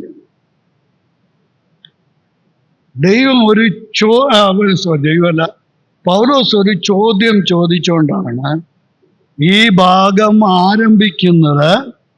താൻ ചോദിക്കുന്ന ഒരു ചോദ്യം, യഹൂദന് വിശേഷത വല്ലതും ഉണ്ടോ? എന്താ അത് പണ്ടും കാണുന്നു. വിശേഷതയുള്ളത് കാണുന്നു അല്ലേ? പൗലോസ് പറയുന്നത് എന്താ? 3-ാം അധ്യായത്തില് അത് കൺക്ലൂഷനിൽ വന്നപ്പോൾ താൻ പറയുന്ന എന്താ? യഹൂദന് എന്ത് വിശേഷത? പിന്നെന്താ? സകല വിധത്തിലും ഉണ്ട്. ഇനി നോക്കിയേ, ഈ 2-ാം അധ്യായത്തില് ഇദ്ദേഹം പൗലോസ് പറയുന്നു. നോക്കിയേ, 28-ാം വാക്യം, പുറമേ യഹൂദനായവൻ യഹൂദനല്ല, പിന്നെ പുറമേ ജഡത്തിലുള്ളത് പരിച്ഛേദനയുമല്ല. ദൈവത്തിന് പ്രത്യേകമായ ഒരു പരിഗണന യഹൂദനെ സംബന്ധിച്ചിടത്തോളം ഒരു ജാതി എന്ന നിലയിൽ ദൈവം നൽകിയിരിക്കുന്നതിൻ്റെ ഉദ്ദേശം ഞാൻ പറഞ്ഞ ഉദ്ദേശം മാത്രമാണ്. അതിനപ്പുറത്ത് മറ്റ് ജാതികളെ തള്ളിക്കളഞ്ഞിട്ട് അവരെ സ്വീകരിക്കുന്ന നിലപാട് ദൈവത്തിനില്ല. നോക്കിയേ, എന്തിനാണ് ദൈവം ഇവരെ വേർതിരിച്ചത്? 17-ാം വാക്യം 2. നീയോ യഹൂദൻ എന്നു പേരുകൊണ്ട് എന്ത് ചെയ്യുക? ന്യായപ്രമാണത്തിൽ ആശ്രയിച്ചും ദൈവത്തിൽ പ്രശംസിച്ചും ന്യായപ്രമാണത്തിൽ നിന്ന് പഠിക്കാൻ അവന്റെ ഇഷ്ടം അറിഞ്ഞും ഭേദാഭേദങ്ങളെ വിവേചിച്ചും ജ്ഞാനത്തിന്റെയും സത്യത്തിന്റെയും സ്വരൂപം ന്യായപ്രമാണത്തിൽ നിന്ന് നിനക്ക് ലഭിച്ചു. അല്ലേ? ഇതെല്ലാം ഓരോ അക്ഷരവും വിടാതെ, ഓരോ അക്ഷരമല്ലല്ലോ, ഓരോ വാക്കും വിടാതെ വായിക്കണം. ഇവർക്കൊരു വലിയ ഗുണമുണ്ടായി. എന്താ? ഞാൻ നിർത്തുകയാണ്. 6 എന്നാ പറഞ്ഞത്, പക്ഷെ ഇതൊന്ന് വ്യക്തമാക്കിയിട്ട് നിർത്താം. ഇവർക്ക് ദൈവം ന്യായപ്രമാണം കൊടുത്തു. ആ ന്യായപ്രമാണം കൊണ്ട് യഹൂദൻ എന്ന പേരിൽ ഇവര് ന്യായപ്രമാണം കിട്ടിയത് കൊണ്ട് അതിലെന്ത് ചെയ്തു? ആശ്രയിച്ചു. ആ ആശ്രയിച്ച ന്യായപ്രമാണത്തിൽ അവരെ എന്ത് ചെയ്തു? പ്രശംസിച്ചു. അടുത്ത് പറയുന്നത് എന്താ? ന്യായപ്രമാണം ഇവരെന്ത് ചെയ്തു? പഠിച്ചു. പഠിച്ചപ്പോൾ അവർക്ക് എന്ത് കിട്ടി? ദൈവത്തിന്റെ ഇഷ്ടം. ന്യായപ്രമാണം പഠിച്ചപ്പോൾ ദൈവത്തിന്റെ ഇഷ്ടം എന്താണെന്ന് അറിഞ്ഞു. പിന്നെ തെറ്റും ശരി ഇവർക്ക് മനസ്സിലായി. അല്ലേ? ഭേദാഭേദങ്ങളെ തിരിച്ചറിയുക എന്ന് പറഞ്ഞാൽ തെറ്റും ശരിയും തിരിച്ചറിയാൻ പറ്റി. അടുത്തെന്താ? ജ്ഞാനത്തിന്റെയും സത്യത്തിന്റെയും സ്വരൂപം ജ്ഞാനം കിട്ടി. പിന്നെ എന്താണ് സത്യമെന്നും അവർക്ക് കിട്ടി. ഇനി അടുത്തത്, എന്തിനാ നിനക്കിതെല്ലാം തന്ന് നിന്നെ ഇതിനെല്ലാം പ്രാപ്തനാക്കിയത്? ഈ അറിവ് നിനക്ക് കിട്ടിയത് എന്തിനാ? ഈ സത്യം നിനക്ക് തന്നത് എന്തിനാ എന്ന് പറഞ്ഞാൽ ചുറ്റുപാടുമുള്ള ജാതികളെ വഴി കാണിച്ചു കൊടുക്കുക. അടുത്തൊന്ന് നോക്കിയേ, ചുറ്റുമുള്ളവരെല്ലാം എവിടെ കഴിയുക? ഇവനാ വെളിച്ചം കിട്ടിയത്. ചുറ്റുമുള്ളവരൊക്കെ എവിടാ? ഇരുട്ടിലാണ്. അപ്പൊ അവർക്ക് എന്തോ ചെയ്യണം? എന്തിനാ ഇവരെ വേർതിരിച്ചത്? ഇവരെ വേർതിരിച്ചത് എന്തിനാ? ഇരുട്ടിലുള്ളവർക്ക് വെളിച്ചം പകർന്നു കൊടുക്കാൻ. പിന്നെ അടുത്ത എന്താ? മൂഢജാതികളെന്നാണ് ഇതര ജാതികളെ വിളിച്ചിരിക്കുന്നത് തെരുവ്. അപ്പൊ ഇതെന്തിനാ കൊടുത്ത ഈ പുസ്തകം? ഇവനെ ഇത് പഠിപ്പിച്ചത് എന്തിന്? സത്യത്തിന്റെ സ്വരൂപം ഇവന് മനസ്സിലാക്കാനുള്ള അവസരം കൊടുത്തത് എന്തിനാ? മൂഢരെ പഠിപ്പിക്കുക. പിന്നെ ശിശുക്കൾക്ക് ഉപദേഷ്ടം. ഇതിനാണ് എന്ത് ചെയ്തത്? ഇവരെ വേർതിരിച്ചതും. ബാക്കി എന്നെ ഒന്ന് സഹായിക്കുക. ന്യായപ്രമാണം കൊടുത്തതും 5-ാമത്തെ വയസ്സ് കൂട്ടി ന്യായപ്രമാണം ഇവര് പഠിച്ചതും എന്തിനു വേണ്ടിയാ? കുരുടരെ വഴി കാണിക്കാനാ, ഇരുട്ടിലുള്ളവർക്ക് വെളിച്ചം കാണിക്കാനാ, മൂഢരെ പഠിപ്പിക്കാൻ വേണ്ടിയാ. ഇവരെന്താ പറഞ്ഞെന്നറിയാമോ? ഞങ്ങള് ദൈവത്തിന്റെ സ്വന്തം ആളുകൾ. ഇതാർക്കും ഞങ്ങള്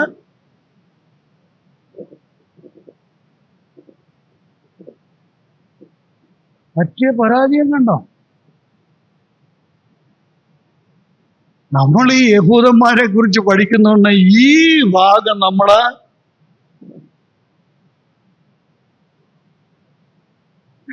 അവര് ദൈവസന്നിധിയിൽ ചെയ്ത ഏറ്റവും വലിയ പാപം, ദൈവം കൊടുത്ത സത്യങ്ങൾ എന്ത് ചെയ്തില്ല?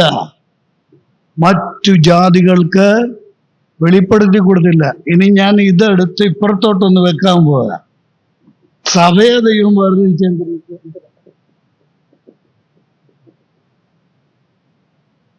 എന്തിനാ സഹോദരൻ സഭയെ വേർതിരിച്ചു?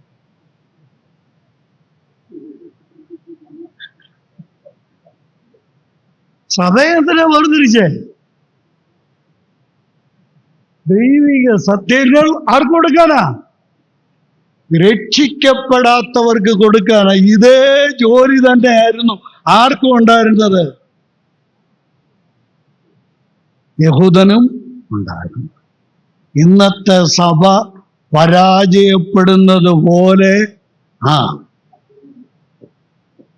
അന്നത്തെ യഹൂദനും പരാജയപ്പെട്ടു. കേട്ടോ? ഈ മനസ്സിലായവരുടെ മുഖത്തൊരു ചിരിയൊക്കെ കാണുന്നു. എല്ലാവർക്കും മനസ്സിലായെന്ന് ഞാൻ വിചാരിക്കാം. ഇത് വലിയ ആനക്കാര്യത ഉണ്ടാകുന്നു. പ്രിയ സഹോദരി സഹോദരന്മാരെ, യഹൂദന്മാരെ കുറിച്ച് ഞാനിരുന്ന ഒരു ഉദാഹരണം പറയും. യോന എന്താ നിനവേയിൽ പോകാതെ ടർസീസിലേക്ക് പോയത് എന്തിനാ? അവര് നന്നാകില്ലെന്ന് അറിയുമെന്നുണ്ട്. അതുകൊണ്ടാണ് 4-ാം അധ്യായത്തിൽ കൃത്യം പറഞ്ഞിട്ടുണ്ട്, അവര് മാനസാന്തരപ്പെടും. അവര് മാനസാന്തരപ്പെട്ടാൽ, അവരനുഭവിച്ചു കഴിഞ്ഞാൽ അവരുടെ മേൽ വരുന്ന ന്യായവിധി എന്ത് ചെയ്യും? മാറ്റിക്കളയും. അതുകൊണ്ടാണ് ഞാൻ അങ്ങോട്ട് നല്ല ഉപദേശിക്കുക. അല്ലേ? പുസ്തകം നമ്മൾ അതുപോലെ പഠിക്കണം.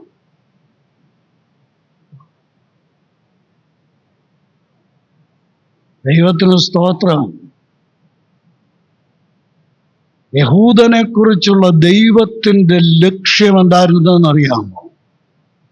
യേശു ക്രിസ്തുവിൽ കൂടെയുള്ള മാനവജാതിയുടെ രക്ഷ ലോകത്തിൽ ആകാശത്തിന്റെ കീഴിൽ ഇന്ത്യ, ഭാരതം ഉൾപ്പെടെയുള്ള സകല ജാതികൾക്കും പ്രകാശിപ്പിച്ചു കൊടുക്കുക എന്നുള്ളതായിരുന്നു അവരെ കുറിച്ചുള്ള ദൈവത്തിന്റെ ഉദ്ദേശം. അതിലവർ എന്ത് ചെയ്തു? സമ്പൂർണമായി പരാജയപ്പെട്ടു. ഈ പരാജയം നമുക്കുണ്ടാകാതിരിക്കണം. ഇതാണ് പഴയ നിയമ തിരുവെഴുത്ത് ഉൽപ്പത്തി മുതൽ മലാഖി വരെയുള്ള പ്രവചനങ്ങളിലൂടെ യേശു ക്രിസ്തുവിനെ ദൈവം എന്ത് ചെയ്തു? പ്രകാശിപ്പിച്ചിരിക്കുകയാണ്, വെളിപ്പെടുത്തിയിരിക്കുകയാണ്. ആ ക്രിസ്തുവിനെ ലോകത്തിന് നൽകുക എന്നുള്ളതായിരുന്നു അബ്രഹാമിന്റെ സന്തതിയെക്കുറിച്ചുള്ള ദൈവത്തിന്റെ ഉദ്ദേശം. അതിലവർ പരാജയപ്പെട്ടത് കൊണ്ടാണ് റോമർക്ക് പോലും, റോമ ഗവൺമെന്റിന് പോലും, റോമൻ ജനതയ്ക്ക് പോലും അന്ന് വന്ന യേശുവിനെ തിരിച്ചറിയാൻ കഴിയാതെ പോയി. നീ പോകട്ടെ, ഇതേറ്റുവാങ്ങിയ ഇവർക്കിത് തിരിച്ചറിയാൻ കഴിഞ്ഞില്ല. നമുക്ക് പിന്നാലെ ചിന്തിക്കാം. പ്രിയപ്പെട്ടവരെ, യേശുക്രിസ്തുവിനെ കുറിച്ചുള്ള പഠനം എന്നുള്ളത് അനന്തമായൊരു പഠനമാണ്. കർത്താവ് നമ്മുടെ ദൗത്യങ്ങൾ നിറവേറ്റാൻ നമ്മളെ ബലപ്പെടുത്തട്ടെ. കർത്താവ് നമ്മെ അനുഗ്രഹിക്കട്ടെ.